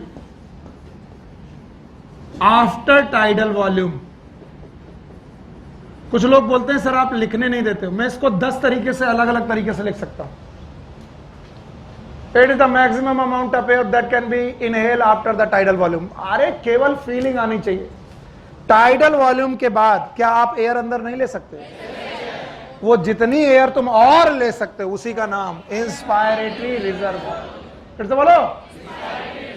और बोलते हैं ये लगभग होती है 2500 ml से 3000 ml। बोलो कितना? 3000। तो आप कितनी पहले ले रहे थे? तो 500 थी, ले सकते हो कि और ले सकते हो? तो 500 को जोड़ करके कि इसके अलावा? यही शब्द याद रखना, इसके अलावा। टाइडल वॉल्यूम के अलावा जितनी और एयर आप लंग्स में ले जा सकते हो, that air is known as inspirate. बोले ये एयर रिजर्व रखी गई है किसके लिए? Inspirate. And that's why inspiratory reserve volume. ये भी ले सकते हो, लेकिन ये नॉर्मल लेते नहीं। आया ना? आया? बताओ what is inspiratory reserve volume? अंग्रेजी नहीं सुननी मुझे, कसम से नहीं सुनना। क्या ये वॉल्यूम ऑफ एयर है जो आप नॉर्मली लोगे फोर्सफुली? हाँ, किसके बाद? इसमें tidal volume include? Tidal volume तो अलग हो गया, उसके बाद और भी ले सकते हो। That is known as inspiratory reserve volume. एक एक को ब्लॉक करते जाओ, वरना अभी थोड़ी देर बाद तुम्हें उल्टी हो जाएगी। टोटल 9 चीजें पढ़नी है, 4 ये, 5 कैपेसिटी। और जो भी चीज ना आए बता देना। अब मुझे बताना ये क्या गया? Tidal volume. इसके अलावा क्या गया? पक्का? तो अब क्या आया? Tidal volume, inspiratory reserve. जो गया था वही वापस आया। मैंने फोर्सफुल एक्सपायरेशन नहीं किया ना, फिर से मैंने छोड़ दिया। भाई छोड़ो, भाई रहने दो। मैंने कहा फिर से सांस लो, फिर से उन्होंने नॉर्मल, अरे यार, फिर से मैंने 5 लीटर गैस ली और ने कहा पहले तुम नॉर्मल रिलैक्स हो जाओ। बंदा रिलैक्स हो गया, बोला बिल्कुल रिलैक्स हो जाओ, कोई फोर्सफुल नहीं। बोला हाँ। हमने कहा फिर से सांस लो, उसने फिर से सांस ली। कितना ले गया? हमने कहा छोड़ो। कितना छोड़ा? 500। हमने कहा इसके अलावा भी छोड़ सकते? बोले हाँ। ये इसने ली थी कि नहीं ली थी? फिर भी छोड़ी? ये टाइडल वॉल्यूम है कि इसके अलावा? तो इसके अलावा जितना तुम छोड़ सकते हो, that is known as expiratory reserve volume. फिर से बोलो, that is known as ERV, expiratory reserve volume.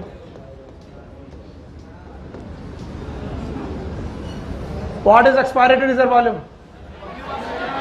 Volume of air that can be expire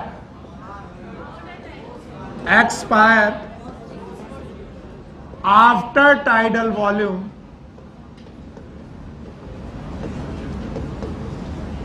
by forceful expiration। अंग्रेजी तुम किसी भी तरीके से लिख सकते हो, इसलिए लोग अंग्रेजी रट्टा मारते हैं कि सर हमको लिखने दिया करो। और मैं यहीं पर सबसे खराब टीचर हूं।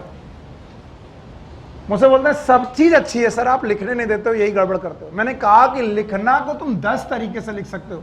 तुम आम एक बार खा लो, स्वाद पता चल जाए। क्या हर आदमी को मैंने आम खिलाया और स्वाद लिखते वक्त वो एक ही जैसा लिखेगा? एवरीवन विल बी डिफरेंट, क्योंकि तुमने इसको फील कर लिया। तो पहले चीजों को फील करो एंड देन उनकी डेफिनेशन अपने आप बनेगी। बताओ ये कौन सी एयर है? आप पहले ब्रीदिंग कैसे कर रहे थे? नॉर्मल। फिर आपने नॉर्मल एक्सपायर किया। नॉर्मल एक्सपायर करने के बाद तुम्हारा मन और एक्सपायर करने का किया, जो कि ये लिया लंग्स में पहले से प्रेजेंट था। यस और नो? और उसको बाहर फूका। That is known as expiratory reserve volume. फिर से बोलो, पक्का? तो बताओ 3 वॉल्यूम के नाम। पहला टाइडल वॉल्यूम, दूसरा इंस्पायरेटरी रिजर्व, तीसरा एक्सपायरेटरी रिजर्व वॉल्यूम। और बोलते हैं ग्लास खाली भी हो, खाली है कि एयर है? हाँ? तो अगर मैं लंग्स से सब कुछ भी निकाल दूं तो क्या थोरेसिक कैविटी कोलैप्स हो जाएगी?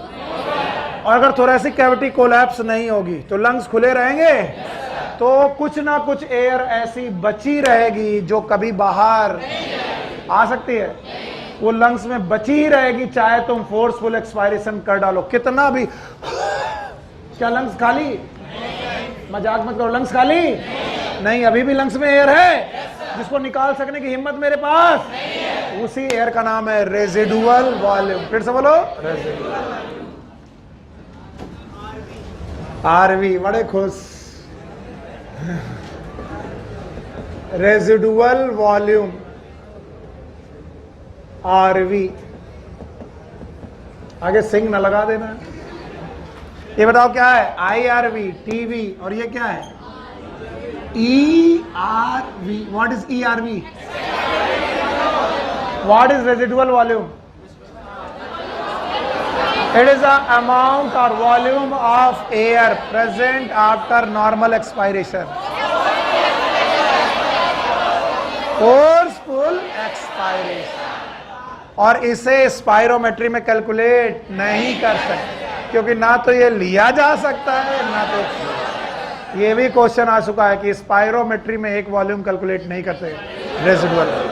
सो residual volume is the volume of air. पता कैसे चला है? It is estimated calculation. बस लंग्स की कैपेसिटी निकाली गई है। जब तुम मर जाते हो पोस्टमार्टम में, तो पोस्टमार्टम में फिर उस थोरेसिक कैविटी का वॉल्यूम निकालते हैं, और उस वॉल्यूम में नॉर्मल एटमॉस्फेयर बेसिक के हिसाब से PV = nRT लगाते हैं। क्या लगाते हैं? और इस हिसाब से कितनी गैस आ सकती है उसका कैलकुलेशन करते हैं, जो स्पायरोमेट्री से पॉसिबल। ये कैसे पॉसिबल है? जब कोई मर जाएगा उसका पोस्टमार्टम करके उसके वॉल्यूम का फिजिकल माप निकालो कि उसमें कितनी गैस आ सकती है। जैसे एक खाली मग्घे में कितना दूध आ सकता है, नापा जा सकता है, वैसे एक खाली लंग में कितनी एयर आ सकती है, नापी जा सकती है एट एटमॉस्फेरिक प्रेशर। कैसे पता कर रहे हैं? Residual volume RV, that is residual volume. यही क्या कम है कि तुम में क्यूरियोसिटी चालू हो गई, पूछने का मन करता है, वरना जो पढ़ाया जाए बस पढ़े जा रहे हो, मतलब नहीं है। कुछ तो सीख रहे हो कि सर कैसे करते होंगे, जब इसे नहीं निकाल सकते तो नहीं कर सकते तो कैसे करते हैं। याद रखना, एक्सपायरेटरी रिजर्व वॉल्यूम की बेटा है वैल्यू कितनी? 1000 से 1100 ml। अरे एक्सपायरेटरी रिजर्व वॉल्यूम 1100 से 1200, 1000 से 1100। अभी मैंने RV लिखा भी नहीं है। Residual volume is the volume of air that is present inside lungs after forceful expiration. Forceful expiration के बावजूद लंग्स कभी खाली, और लंग्स अगर खाली नहीं हुए तब भी उनमें एयर बची रहेगी। वो एयर क्या कहलाएगी? रेजिडुअल वाला। मैं क्वेश्चन पूछता हूं, क्या ये गैस बाहर निकाली जा सकती है? कई बार लड़के एक्सपायरेटरी रिजर्व वॉल्यूम को रेजिडुअल वॉल्यूम कह देते हैं। मैं बहुत मारूंगा। एक्सपायरेटरी रिजर्व वॉल्यूम लंग्स में रहता है, लेना नहीं पड़ता है। लेते क्या हो? टाइडल। छोड़ते क्या हो? टाइडल। लेते क्या हो? छोड़ते क्या हो? पर लंग्स में एक एयर प्रेजेंट है जो तुमने ली पर छोड़ सकते हो, उसी का नाम एक्सपायरेटरी। लेकिन रेजिडुअल वॉल्यूम को निकाला नहीं जा सकता। तो कई लड़के मेरे से बोलते हैं expiratory reserve volume is the residual volume. No, वो कभी बाहर एक्सपायरेटरी रिजर्व वॉल्यूम बाहर आ सकता। Now this residual volume is, इसकी वैल्यू है बेटा 1100 से 1200। तो जैसे मैंने वो वैल्यू लिखी थी, कुछ लोग चिल्ला पड़े थे, सर को नहीं आता, ताली बजाओ। नहीं, ERV कितना? 1000 से 1100। RV कितना? 1100। चलो भाई हटा दे बाबू। आप जरा चारों की डेफिनेशन बताओ। What is tidal volume?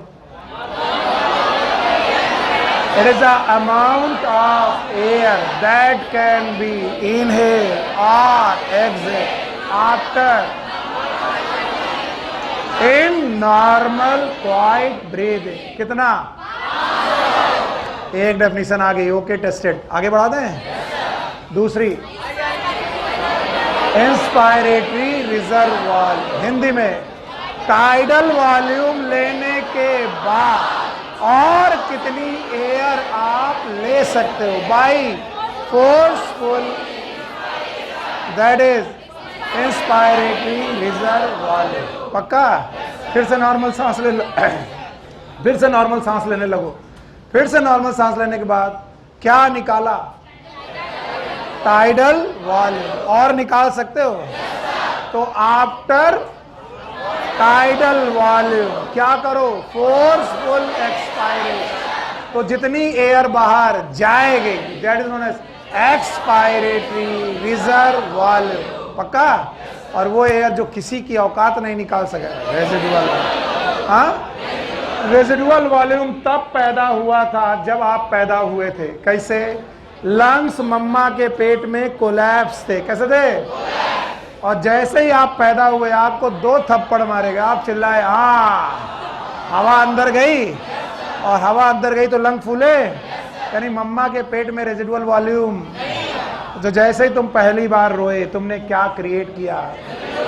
तो volume that you have created by your on way, it is residual. नहीं आया? और ये जब से पैदा हुए तब से निकला, और निकलेगा भी। मर भी जाओगे तभी निकलेगा भी, जब जलोगे तभी, क्योंकि लंग्स बचेंगे नहीं, चले जाए। तो रेजिडुअल वॉल्यूम निकलेगा कि नहीं निकलेगा? नहीं। ऑल्दो मैंने ये ग्राफ पढ़े हैं, एनसीईआरटी में नहीं है, इसलिए ग्राफ सारे लोग बनाएंगे। ये normal inspiration, expiration, inspiration, expiration, inspiration, expiration, ये नॉर्मल है। And that volume is known as TV, television. हाँ, थैंक यू वेरी मच। बोलते हैं नॉर्मल टाइडल वॉल्यूम के बाद तुम्हारा मन किया और इंस्पायर कर दे, दिस टू दिस, यहां से लेकर यहां तक। What it is? IRV। यहां से लेकर यहां तक, it is known as IRV। What is IRV? Expiratory. अब मैं वैल्यू पूछूंगा, बता पाओगे? ये कितना? 500 ml। अच्छा बताओ ये कितना है? 2500 से 300, 3000। चलो भैया, बहुत अच्छा पढ़ा रहे हो तुम लोग, तुम्हारी फीस एक ना एक दिन में चुका दूंगा। अच्छा रुक जाओ, फिर से नॉर्मल ब्रीदिंग करने लगो, और फिर अचानक मन किया और ब्रीथ आउट करने का। बताओ ये कितना है? Tidal volume. हाँ, टाइडल। क्या यहां से लेकर यहां तक जा सकते हो? No sir. बताओ ये क्या है? हाँ शाबाश बिटिया, ये कितना है? 1000 से। इसका नाम है ERV, एक्सपायरेटरी रिजर्व वॉल्यूम। 1000 से, और चाहे जितनी ताकत लगा लो, एक वॉल्यूम हमारे पापा भी नहीं निकाल पाएंगे। वो ये है, याद है? एक और RV। What is RV? Residual. It is known as residual volume. 1100 से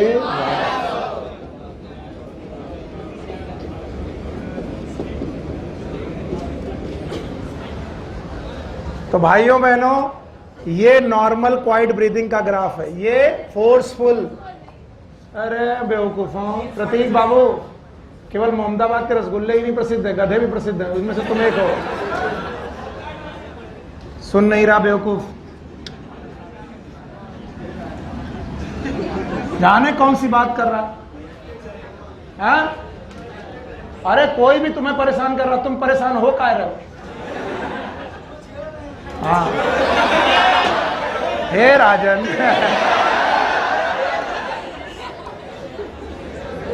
हे राजन, ये जो एक्टिविटी है ये है नॉर्मल क्वाइट ब्रीदिंग, ये वाली ब्रीदिंग। अच्छा, इसका नाम फोर्सफुल इंस्पायरेशन, फोर्सफुल इंस्पायरेशन। तो हे राजन, फिर से ये नॉर्मल क्वाइट ब्रीदिंग, तो इसका नाम फोर्सफुल एक्सपायरेशन।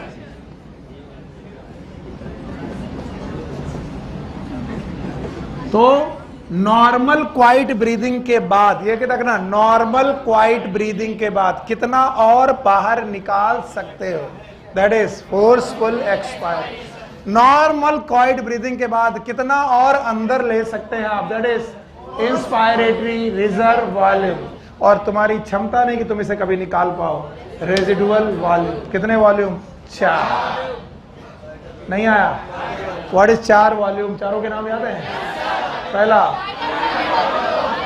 क्या टाइडल वॉल्यूम है? दूसरा तीसरा एक्सपायरेटरी रिजर्व और R. So this is somehow they are the 4 volume. Now the capacities. Pulmonary capacities, इसको यहां लगा देते जगह मिल जाएगी। Forceful expiration.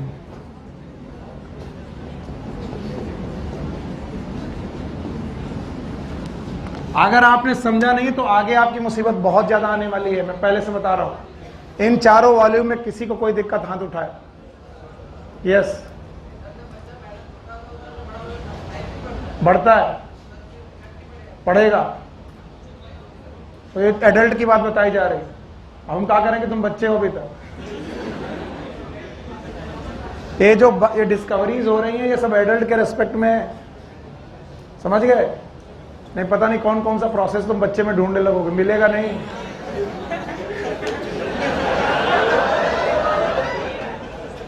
हाँ भाई, हाँ, गैस का वेट बिल्कुल होता होगा, नहीं पता चल पाएगा क्योंकि हमेशा गैस का content area to area differ करता है। And D is equal to M by V, थोड़ी बहुत फिजिक्स हमको भी आती है। And M is equal to D into V. जहां की गैसेस डेंस तो वॉल्यूम उतना होने के बावजूद भी मास बढ़ जाएगा।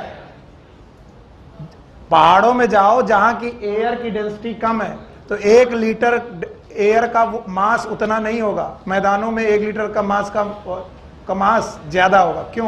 क्योंकि मैदानों में डेंसिटी ज्यादा है। शायद वेपर डेंसिटी भी केमिस्ट्री में पढ़ाई जा रही है आपको, और फिर भी ये क्वेश्चन पूछा तुमने। D is equal to M by V. What is D? What is M? What is V? तो वॉल्यूम सेम रखो और डेंसिटी बदल दो, क्या बदल जाएगा? तो अगर एयर डेंस है तो मास ज्यादा, और बेटा कम डेंस है तो मास कम, तो तुम्हारे तौलने पर कुछ नहीं होगा। किसी दिन तुम 2-3 रोटी ज्यादा खा लिए तो गैस को कहां तौलोगे? और कहीं तुमने हवा खराब कर दी तो कुछ गैसेस तुम इंटेस्टाइन में भी लेके चल रहे हो, उनको कैसे तौलेगे? सर आज कुछ ज्यादा खाया था तो आज वॉल्यूम ज्यादा आया। वो लंग का वॉल्यूम नहीं है, इंटेस्टाइन की गैसेस का वॉल्यूम है। तो गैसेस एक जगह की 2 जगह है, एक कहाँ लंग और एक कहाँ इंटेस्टाइन। नहीं समझ में आया तो ये मत करना। अरे यार ऐसा सड़ा सा क्वेश्चन पूछते हो। क्वेश्चन पूछना बंद मत करना, ये तो मेरा मजाक करने का तरीका है। मैं एक्चुअली बहुत ही गंदा इंसान हूं, मैं ह्यूमिलिएट करता हूं अपने स्टूडेंट को ताकि वो डर जाए, मुझसे क्वेश्चन ना पूछे। लेकिन मेरा ये उद्देश्य नहीं है। अब ये परवरिश है, अब आदमी की परवरिश गंदी हो तो वो गंदा ही होता है। हाँ मैं ऐसा रहा हूं एक्चुअली, हर चीज को रिटेलिएट करना कुछ लोगों का नेचर होता है, तो मेरा नेचर हमेशा रिटेलिएट है। तुम मुझसे क्वेश्चन पूछोगे तुम्हें लगेगा बताते हुए सर गुस्सा है, मैं गुस्सा नहीं होता। एक्चुअली मुझे इतना पढ़ाने में मजा आ रहा होता कि आई बिकम हाइपर। बेवकूफ, ये नहीं आता। आ गया। हमारे एक टीचर थे, वो बोलते थे तुम 100 बार पूछो 100 बार बताएंगे, और उनसे 1 बार पूछो बदतमीज।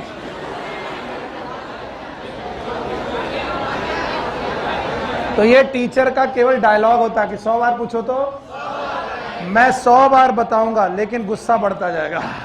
यस, तुम 100 बार पूछो 100 बार बताऊंगा, 101 बार थप्पड़ मारूंगा। हाँ 1 बार बहुत है। चलो आओ, कैपेसिटी।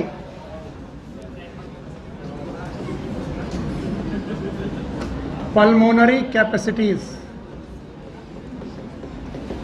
देखा, तुमको जरा सा लाइट छोड़ा, तुमने बदतमीजियां चालू कर दी। शोर मत मचाओ और ध्यान सुनो।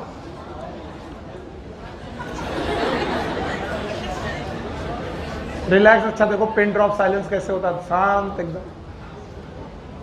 अब कुछ बदतमीज लोग बदतमीजी करेंगे। So when 2 or more than 2 volumes they added, they will create the capacity. When 2 or more than 2 respiratory volume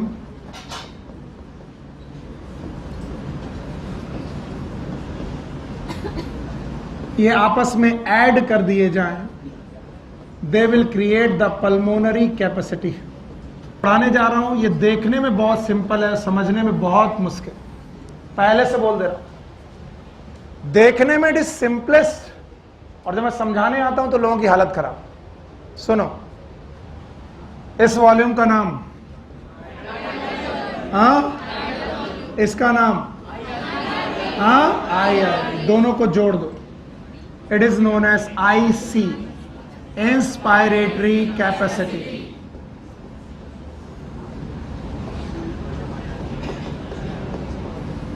Inspiratory capacity is equals to IRV. What is IRV? Inspiratory RV. Plus TV. What is TV?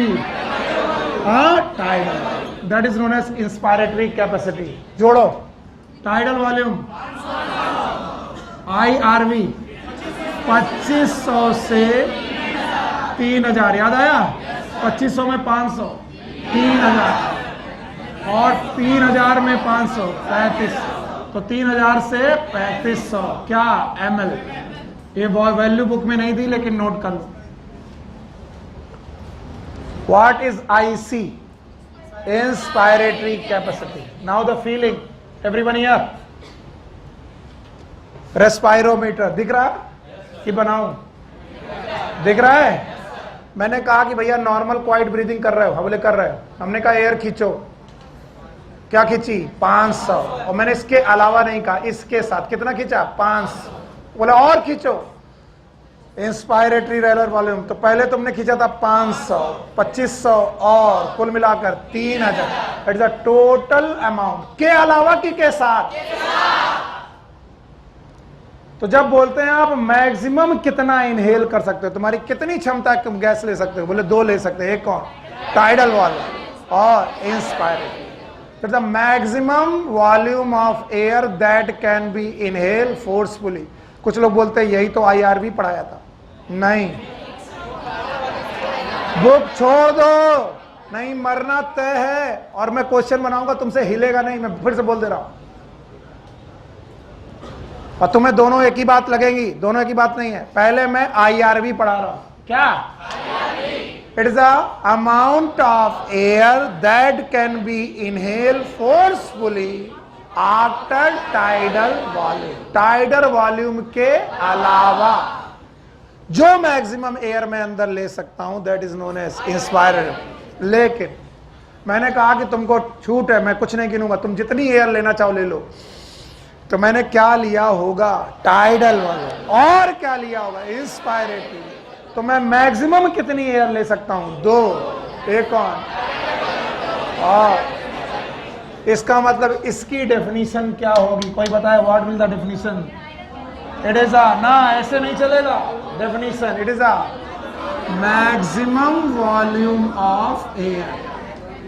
ऐसे नहीं चलेगा कि tidal volume पर IRV। Maximum volume of air that can be inhaled. बोलो क्या? Inhaled after, no, that can be inhaled forcefully. इसमें after नहीं चलेगा।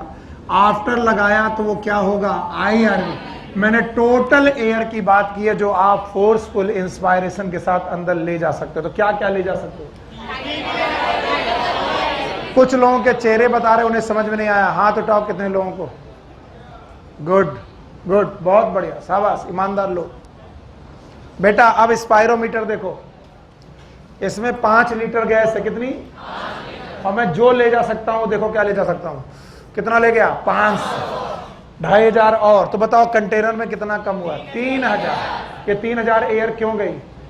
500 गई टाइडल वॉल्यूम की, 2500 गई आईआर। इससे ज्यादा एयर में ले सकता हूं? बस यही तो बोल रहा हूं, maximum amount of air that we can inhale, it is known as inspiratory gas. और इसमें कितने वॉल्यूम चले गए? एक कौन? टाइडल वॉल्यूम, और एक कौन? इंस्पायरेटरी। अब किसको नहीं आया? बताओ आईआरवी में और आईसी में अंतर। आईआरवी था के अलावा, के टाइडल वॉल्यूम के अलावा, और आईसी के साथ। पक्का? तो अगर क्वेश्चन आए फोर्सफुल इंस्पायरेशन में टाइडल वॉल्यूम के अलावा, और बोलो फोर्सफुल इंस्पायरेशन में मैक्सिमम, मैक्सिमम क्या? आईसी, क्योंकि उसमें दोनों ले जाओगे। क्या क्या? 500 और 250। नहीं आया? आया ना? अगर किसको नहीं आया प्लीज हाथ उठा देना, परेशान मत होना। ओके, नाउ सी दिस, इस पॉइंट को देखो। कौन सा वॉल्यूम? कौन सा वॉल्यूम? एक्सपायरेटरी, रिजर्व वाला। इन दोनों को जोड़ा, इन दोनों को जोड़ा और मिला ईसी। क्या मिला? EC. It is known as EC. नाम है एक्सपायरेटरी कैपेसिटी। भाई ये लाइन ही नॉर्मल क्वाइट ब्रीदिंग है, तो डेफिनेशन शुरू होगी नॉर्मल क्वाइट ब्रीदिंग के बाद। बोलो, यानी नॉर्मल क्वाइट ब्रीदिंग के बाद जब क्वाइट ब्रीदिंग कर रहे हो पहले क्या निकालोगे? हाँ? और एक जो तुम नॉर्मली निकाल सकते हो वो क्या है? हाँ, ई आर। एवरीवन हियर क्या लिया? क्या छोड़ा? और कुछ छोड़ सकते हैं? बोलो क्या? E R. अब देखो ये 5 लीटर, क्या लिखा है? 5 लीटर। क्या लिया? 500। कितना बचा? 4500। क्या छोड़ा? 500। कितना बचा? 5000। ये मैंने लिया, छोड़ दिया, तो 1100 और गया, तो 5 में 1100, 6100। नहीं आया? It is a maximum amount of air that we can exhale forcefully. कितनी? 2। एक कौन? टाइडल वाला, और एक कौन? अंजलि नहीं आया? देखो बेटा, इधर मत देखना, तभी समझ में आया। क्या गया? क्या गया? क्या गया? क्या गया? क्या ले रहे हैं? क्या छोड़ रहे हैं? क्या टाइडल वॉल्यूम छोड़ा है तब तक नॉर्मल ब्रीदिंग चल रही थी? क्या छोड़ने के बाद और निकाला नहीं जा सकता है? उसका नाम, तो जो निकाला था वो टाइडल वॉल्यूम था, और निकाल दिया, दोनों को जोड़ दिया, इसका नाम इंस्पायरेटिक एक्सपायर। तो अगर मैं फोर्सफुल एक्सपायरेशन करूं, क्या करूं? यहां पर 5 लीटर है, मैंने बाहर से हवा भरी। कितने? 5 लीटर। क्या है? 5। मैंने बाहर से हवा भरी, क्या रखा है? इंस्पायरेशन। यहां से हवा, और अब मैं हवा छोड़ रहा हूं। क्या क्या छोड़ा? टाइडल वॉल्यूम, और क्या? That will create expiratory capacity. नहीं आया? What is expiratory capacity? It is a volume of air expire forcefully after normal quiet inspiration. मरोगे, कोई नहीं बताएगा, इतना मैं बता रहा हूं। नॉर्मल सांस लेने के बाद फोर्सफुली एक्सपायर करना है। सांस लेना कैसा है और एक्सपायर कैसा ना? फोर्सफुली। तो जो भी निकालोगे उसी का नाम आईसी। कुछ लोग बोलते हैं यही तो सर ईआरवी था। ये ईआरवी नहीं था, ईआरवी था टाइडल वॉल्यूम के बाद, यहां टाइडल वॉल्यूम के साथ। नहीं आया? कितने लोग को नहीं आया? चलो डेफिनेशन बनाओ, अपनी डेफिनेशन बताओ। What is EC? It is a volume of air that can be expired, that can be expired forcefully after normal inspiration. ये जो मैं लिखा रहा हूं ना, ये आपके लिए कोड हो जाएगा अगर तुमने सीखा नहीं है तो। मैं फिर बता रहा हूं, ये इतनी तकलीफ देते हैं जब थ्योरी में आते हैं कि क्वेश्चन गलत ही करते हो, इसलिए हर चीज को फील करो। पहले नॉर्मल इंस्पायरेशन, नॉर्मल एक्सपायरेशन, कई लोग कई बार। अब नॉर्मल, अब छोड़ो, क्या छोड़ा? टाइडल वाले और ईआर दोनों को जोड़ दिया। बोलो एक्सपायरेटरी के नाम ही है कि मेरी इतनी क्षमता है एक्सपायर करने की। क्या क्या क्षमता है? कैपेसिटी का मतलब क्षमता, मैं क्या क्या एक्सपायर कर सकता हूं। टाइडल वॉल्यूम और एक्सपायर, मैं क्या क्या इंस्पायर कर सकता हूं। तो किसी ने कहा इंस्पायरेटरी कैपेसिटी, इसका मतलब ही है कि तुम कितनी क्षमता लगाकर क्या ले सकते हो। टाइडल वॉल्यूम आईआर, और मैंने कहा क्षमता लगा लो क्या निकाल सकते हो। टाइडल वॉल्यूम और ईआर, पक्का? ओके, नाउ से दिस, जो मैं लाइन बना रहा हूं ध्यान सुनना।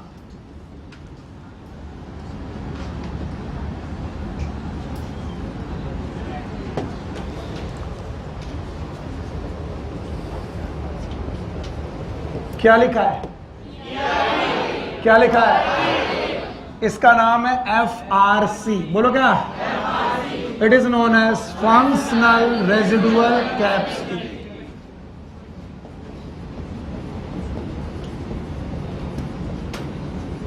डेफिनेशन सुनना,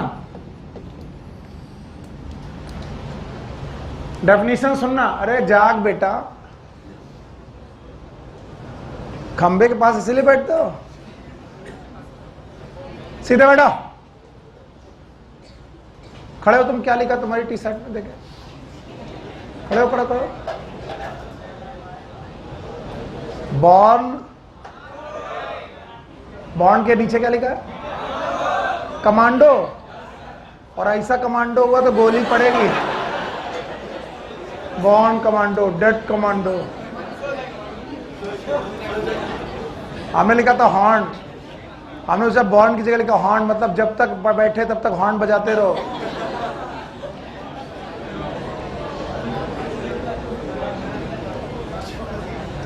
यू वर गुड स्टूडेंट, मेरे साथ पिछले साल थे आप।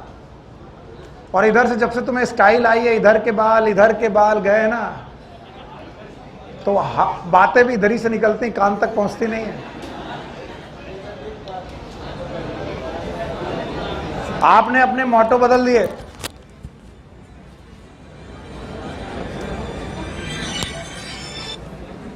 भाई क्लास में भी फोन कर दो, कोई बात ऐसे करें, फोन कर।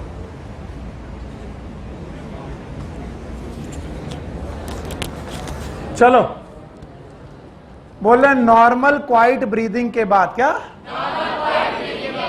नॉर्मल इंस्पायरेशन और नॉर्मल एक्सपायरेशन के बाद जितनी भी एयर लंग में बची है, जितनी भी एयर, उसी का नाम है FRC। बोलो, इसमें एक पार्ट निकाल सकते हो और एक पार्ट निकाल नहीं सकते। सुनो, नॉर्मल इंस्पायरेशन, नॉर्मल एक्सपायरेशन। अब जो एयर बची है उसमें से एक निकाल सकते हो, ERV, और एक निकाल। तो नॉर्मल क्वाइट ब्रीदिंग में नॉर्मल एक्सपायरेशन के बाद, किसके बाद? फिर से बोलो। फोर्सफुल ब्रीदिंग में भी फोर्सफुल इंस्पायरेशन के बाद और नॉर्मल एक्सपायरेशन के बाद, किसके बाद? तुम सांस लो कैसे भी, छोड़ो नॉर्मल, तो जो गैस बची रह जाएगी उसका नाम FRC, क्योंकि उसमें से एक निकाल पाओगे और एक निकाल नहीं पाओगे। जो नहीं आया, नहीं आया ना? यस, नहीं आया तक। बेटा देखो, कहां का प्रॉमिस है, इससे पूछो। ऐसे कैसे?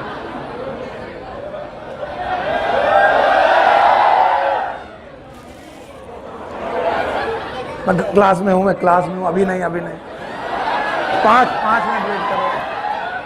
5 मिनट वेट करो बस, ऐसे निकलेंगे तो पकड़ लेगा। जाओ जाओ जाओ जाओ। बदतमीजों, अपनी जिंदगी में अपने करियर से ज्यादा जिसको भी इंपॉर्टेंट दी वो तुमको ले डूबेगा। जो समय बर्बाद करता है, समय उसको बर्बाद करता है। अब ध्यान से सुनो, मेरे प्यारे बच्चों, मेरे प्यारे भाइयों बहनों, मेरे बच्चों, मेरे बेटे बेटियों, ये बात जो मैं कह रहा हूं बड़े एक्सपीरियंस के साथ कह रहा हूं। यस, एमबीबीएस करके किसी को पढ़ाना अच्छा नहीं लगता, खासकर मुझे भी नहीं अच्छा लगता। मुझे भी कहीं डीएम कार्डियोलॉजिस्ट बनना था और देखना था कि दिल के अंदर क्या होता है। कुछ नहीं होता, 3 ठो वाल्व इधर, 2 ठो वाल्व उधर, ए इधर 2 ठो एट्रिया, 2 ठो वेंट्रिकल, लब डब। हाँ, और इसका आपके इस त्योहार से कोई लेना देना नहीं। समझ गए? अब इधर ध्यान दो, और नहीं तो कैपेसिटी गई। हाँ, अभी आ रहे प्रतीक, पढ़ा ही रहे बेटा।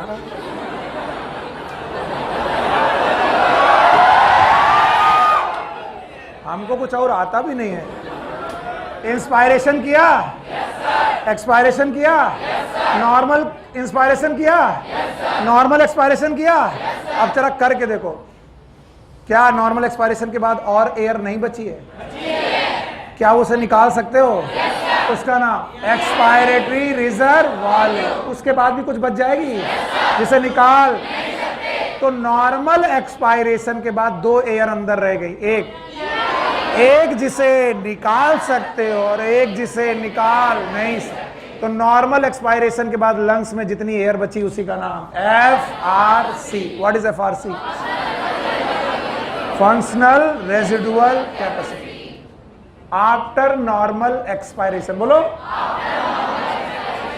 अच्छा बताओ, what was the residual volume? Amount of air left in lung after forceful expiration. Forceful expiration के बाद जो बचा था वो रेजिडुअल, और नॉर्मल एक्सपायरेशन के बाद FRC। क्योंकि एक चीज निकाली जा सकती है, उसका नाम ER। अभी आया? यस। तो what is FRC? Volume of air left in lungs after normal respiration और नॉर्मल एक्सपायरेशन। ये सारी चीजें बेटा तब मुश्किल आएंगी जब मैं इनसे क्वेश्चन बनाऊंगा, और अभी आपको खूब मजाक करना है, कर लो। 4 वो थे, 3 ये हो चुकी हैं, 7, 2 बाकी हैं। कितनी? 9। तो 4 वॉल्यूम, 5 कैपेसिटी, 9 हो गए। तो बताओ मैंने क्या क्या पढ़ाया? IC, EC, FRC। मम्मी का समय इधर मत देखना। हाँ, IC इंस्पायरेटरी कैपेसिटी, बता पाओगे? Maximum amount of air that we can inhale forcefully. कितने ले गए? 2। एक और टाइडल वॉल्यूम इंस्पायरेटरी। कोई दिक्कत? चलो EC एक्सपायरेटरी कैपेसिटी, बता पाओगे? Maximum volume of air that can be exhale after normal inspiration. Normal inspiration normal होना चाहिए, एक्सपायरेशन फोर्स। कितने ले गए? 2। एक और एक। पक्का? तो इस लाइन का मतलब ये होता है नॉर्मल क्वाइट ब्रीदिंग, और इसका नाम है फोर्सफुल एक्सपायरेशन। इसका नाम है फोर्सफुल एक्सपायरेशन। तो अगर कोई इसके साथ जुड़ा है तो नॉर्मल क्वाइट ब्रीदिंग के साथ जुड़ा है। किसके साथ? तो अगर कोई IC बोले तो इसका मतलब है नॉर्मल क्वाइट ब्रीदिंग में मैक्सिमम फोर्सफुल इंस्पायरेशन। ओके? और अगर इसके साथ जुड़ा है तो नॉर्मल क्वाइट ब्रीदिंग में forceful expiration. What it means? Inspiration is normal, expiration is forceful. What it means? Inspiration is normal. Sorry, expiration is normal, inspiration is forceful. What it is? पक्का? And now this. क्या कर लिया? Normal कर लिया? क्या निकाल सकते हो जो तुमने निकाली और इसको निकाल, तो आफ्टर नॉर्मल एक्सपायरेशन के बाद एयर बची, that is known as FRC. What is FRC? Functional residual capacity. It is a volume of air that is left in lung after normal expiration. आप सुनो ध्यान से, क्योंकि मुझे अब जगह कम मिल रही, इसलिए ध्यान से सुनना. यहां से लेकर यहां तक और गाढ़ा कर दे रहे हैं. आप मुझे बताओ क्या क्या मिल रहा तुम्हें? IR, ER. बोलो क्या क्या? IR, TV, ER. पक्का? अब मैं इसको लिखने के लिए कहां जगह निकालूं? ये हटा दूं? चलो यहां हटा दे रहा हूं. इसका नाम है VC, vital capacity. Vital capacity. और अगर बुद्धि है तो तुम्हें मालूम होगा, सर फोर्सफुल एक्सपायरेशन के बाद फोर्सफुल इंस्पायरेशन कर दो, या फिर फोर्सफुल इंस्पायरेशन के बाद फोर्सफुल एक्सपायरेशन. ध्यान सुनना, ध्यान से.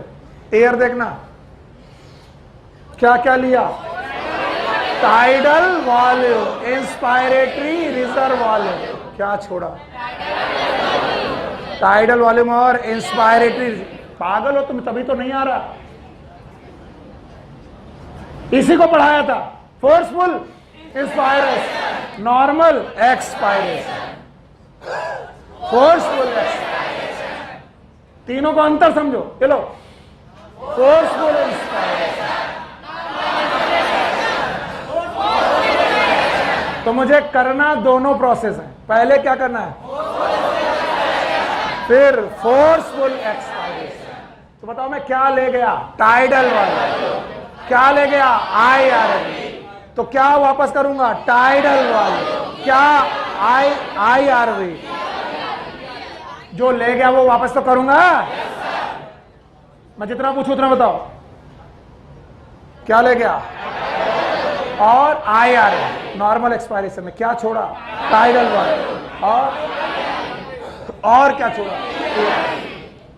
तो अगर फोर्सफुल इंस्पायरेशन के बाद फोर्सफुल एक्सपायरेशन किया जाए तो जो लिया था वो तो निकालेंगे ही, साथ में ERV भी निकाल देंगे. And that will count 3. बोलो कौन? IRV, TV, ERV. बेटा नहीं आया ना? हाँ कोई बात नहीं. इधर देखो क्या लिया मैंने. चित्रांश मत करो, ठाकुर साहब मार खा जाएंगे. तुम समझ ही नहीं रहो.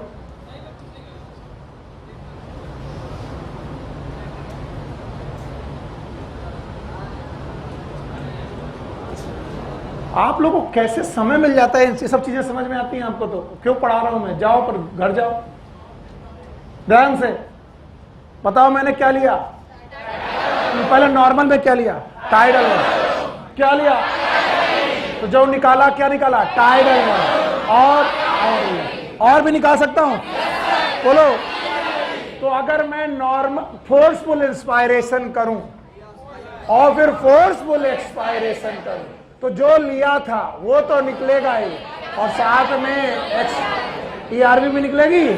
तो it is a volume of air that will be expel out after forceful inspiration. नहीं आया? पर एक्सपायरेशन भी कैसा होना चाहिए? फोर्स. इंस्पायरेशन भी फोर्स. क्या लिया? टाइडल वाला. और क्या लिया? ये छोड़ेंगे, ये भी छोड़ सकते हैं. तो क्या डेफिनेशन होगी? It is a maximum amount of air that we can exhale forcefully after forceful inspiration. नहीं आया? यानी एक फोर्सफुल की दोनों? अच्छा बताओ, इसमें आईसी में क्या था? Expiration normal, inspiration forceful. EC में क्या था? Inspiration normal, expiration forceful. अच्छा बताओ, वीसी में क्या है? दोनों फोर्सफुल। क्या लिया? Forceful inspiration. क्या छोड़ा? Forceful expiration. नहीं आया? कितने लोगों को नहीं आया? Okay, so what is vital capacity? Maximum volume of air exhale forcefully after forceful inspiration। उल्टा भी लिख सकते हो क्या? Maximum amount of air inhale forcefully after forceful expiration. देखना, अभी देखना, ये मैंने निकाल दिया। अब मैं स्पायरोमीटर से खींच रहा हूं। पहले ये आरवी भरेगा। क्या भरेगा? फिर टाइडल वॉल्यूम, आईआरवी। नहीं आया? तो फोर्सफुल इंस्पायरेशन के बाद फोर्सफुल एक्सपायरेशन करूं या फिर फोर्सफुल एक्सपायरेशन के बाद फोर्सफुल इंस्पायरेशन करूं? समझ गए? That is known as vital capacity. दूसरी डेफिनेशन बताओ। Maximum volume of air that can be inhale forcefully after forceful expiration. बात वही है? देखो करके दिखा रहा हूं। अभी मैंने नापा नहीं है। क्या निकाल दिया? केवल क्या है? रेजिडुअल वाले। अब मैं खींचना चालू कर रहा हूं। पहले ये भरेगा। क्या भरेगा? देखो बेटा, टाइम लगेगा, ध्यान से। क्या निकाल दिया? और कुछ निकाल? अब मैं स्पायरोमीटर से भर रहा हूं। पहले क्या भरेगा? फिर टाइडल वाले। तो क्या क्या भरा? ईआरवी, टाइडल वाले। ये कब किया? जब फोर्सफुल एक्सपायरेशन। तो फोर्सफुल एक्सपायरेशन के बाद फोर्सफुल इंस्पायरेशन के जितनी एयर खींची उसका नाम वाइटल कैपेसिटी। उल्टा करो, उल्टा करें, बोलो। फोर्सफुल क्या ले गए? टाइडल वाले। और क्या ले गए? आईआरवी। अब फोर्सफुल एक्सपायरेशन जो ले गए तो वो ले गए, और ईआरवी। नहीं आया? What is vital capacity? Maximum volume of air that can exhale after forceful expiration. पक्का? कितनी कैपेसिटी? 3 की 4? बोलो पहला। IC, EC, FRC, VC. और भैया बहनों, मेरे प्यारे बच्चों, सभी का जोड़ दो, सब टाउ जोड़ दो, सब का सब जोड़ दो। It is known as total lung capacity. बोलो क्या? Total lungs capacity. जोड़ो, क्या क्या जोड़ोगे? IRV plus TV plus ERV plus सब कुछ जोड़ सको। Total lung capacity. सुनो, ये maximum amount of air that you can fill in your गुब्बारा। योर गुब्बारा इज, सुन लो नहीं तो फिर गलत करोगे इसको। लंग से क्या निकाला नहीं जा सकता। अब पूरा लंग भर रहे। अभी क्या है? आरवी है। क्या लिया? ER। क्या लिया? टाइडल वाले। एक्सपायर नहीं किया, लंग्स में है। एक्सपायर कर देते तो वाइटल कैपेसिटी। लंग्स में रखा है तो टोटल लंग कैपेसिटी। बताओ क्या क्या? अब ध्यान सुना। क्या निकाल दिया? अभी क्या बचा? आरवी बचा है। और क्या लिया? ER जो निकाला था लिया, और टाइडल वाले। अब इस समय लंग का गुब्बारा भर चुका है। इससे ज्यादा भरेगा तो फट जाएगा। तो what is total lung capacity? Is the maximum volume of air that can inflate the lungs. Lungs में जो मैक्सिमम अमाउंट ऑफ एयर तुम ले जा सकते हो आप फोर्सफुल इंस्पायरेशन के बाद, that is known as TLC। बहुत सारे लोग TLC और वाइटल कैपेसिटी में अंतर नहीं समझ पाते। वाइटल कैपेसिटी क्या है? छोड़ना पड़ेगा या फिर लेना पड़ेगा? क्या छोड़ देंगे? RV। अगर वाइटल कैपेसिटी में क्या जोड़ दो? RV। तो क्या होगा? Total lung capacity. नहीं आया? किसमें क्या जोड़ दो? Vital capacity. क्या? RV। तो क्या होगा? Total lung capacity. जल्दीबाजी में मत रहो। हाँ हाँ, तुम्हें जाना है तो तुम जाओ, मैं बिना चार्ट बनाए जाने नहीं दूंगा। चलो, व्हाट इज TV? हाँ, कितना? 500। What is IRV? 2500 से लेकर। पक्का?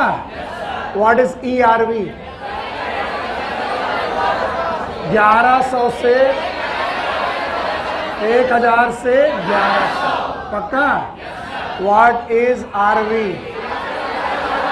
1100 से 1200। इसमें किसी को दिक्कत है? आगे सुनो, TV प्लस IRV याद रहेगा? What is IC? पक्का? बोलो, TV प्लस ERV EC। और जिन लोगों के दिमाग में केवल ये अक्षर चल रहा है, फीलिंग नहीं चल रहा है, वो मर रहे हैं। ये अक्षर तो चल रहे हैं तो बेकार हो तो। Yes, RV plus ERV। FRC। What is FRC? Functional residual capacity. याद रखो, TV plus ERV plus IRV। पक्का? It is VC। ये क्या है? IC plus IRV। It is equal to VC। ये क्या है? IC plus ERV। ये भी क्या है? VC। नहीं आया?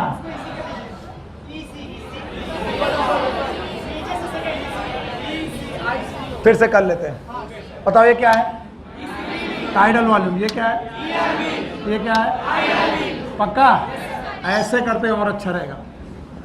IRV plus TV plus ERV। पक्का? ये दोनों। तो IC प्लस ERV। बोलो क्या है? बोलो VC है? ये भी VC है? उल्टा करो, ये क्या है? हाँ, EC प्लस IRV। बोलो IR। ये भी क्या है? VC। नहीं आया? अब last but not the least, बोलो ये क्या हो गया? FRC। ये हो गया VC, ये VC हो गया, FRC, EC, IC, and the last one is TLC. What is TLC? IRV, TV, ERV plus अब जो मर्जी चाहो। ये क्या है? FRC। बोलो FRC। ये क्या है? FRC plus IC, TS। अच्छा, अब इन दोनों को जोड़ो, EC, IRV, RV। समझ गए? और यहां से इतना घुमा घुमा के क्वेश्चन पूछते हैं वो लोग, तो आप लोग का दिमाग घबराने लगता है। कोई भी कैलकुलेशन कर पाओगे? नहीं कर पाओगे। और अगर इनकी फीलिंग बता दो फिर घर जाओ। फीलिंग बताओ। नॉर्मल एयर इनहेल और आउट, टाइडल वॉल्यूम के अलावा मैक्सिमम, टाइडल वॉल्यूम के अलावा मैक्सिमम, जो नहीं निकाल सकते। पक्का? Maximum amount of air IC, maximum amount of air EC, normal quite breathing में बची हुई FRC। याद रहेगा? और टोटल लंग कैपेसिटी। नहीं आया? आया कि नहीं आया? सो टोटल कितने वॉल्यूम? 4, कैपेसिटी 5। भाग रहे हो जल्दी जल्दी। 4 वॉल्यूम के नाम बताओगे? चलो, tidal volume, ERV, RV, capacity का नाम बताओगे कितने? 5। IC, EC, FRC, VC, PLC, IC inspiratory cap, EC expiratory cap, FRC functional residual capacity, VC vital capacity. क्या वाकई समझ में आया? Take care, good luck, bye bye. आज शाम को छुट्टी है, बाकी 2, 4, 6 है आपका अटेंड। कौन सा? 2, 4, ठीक, टेक केयर।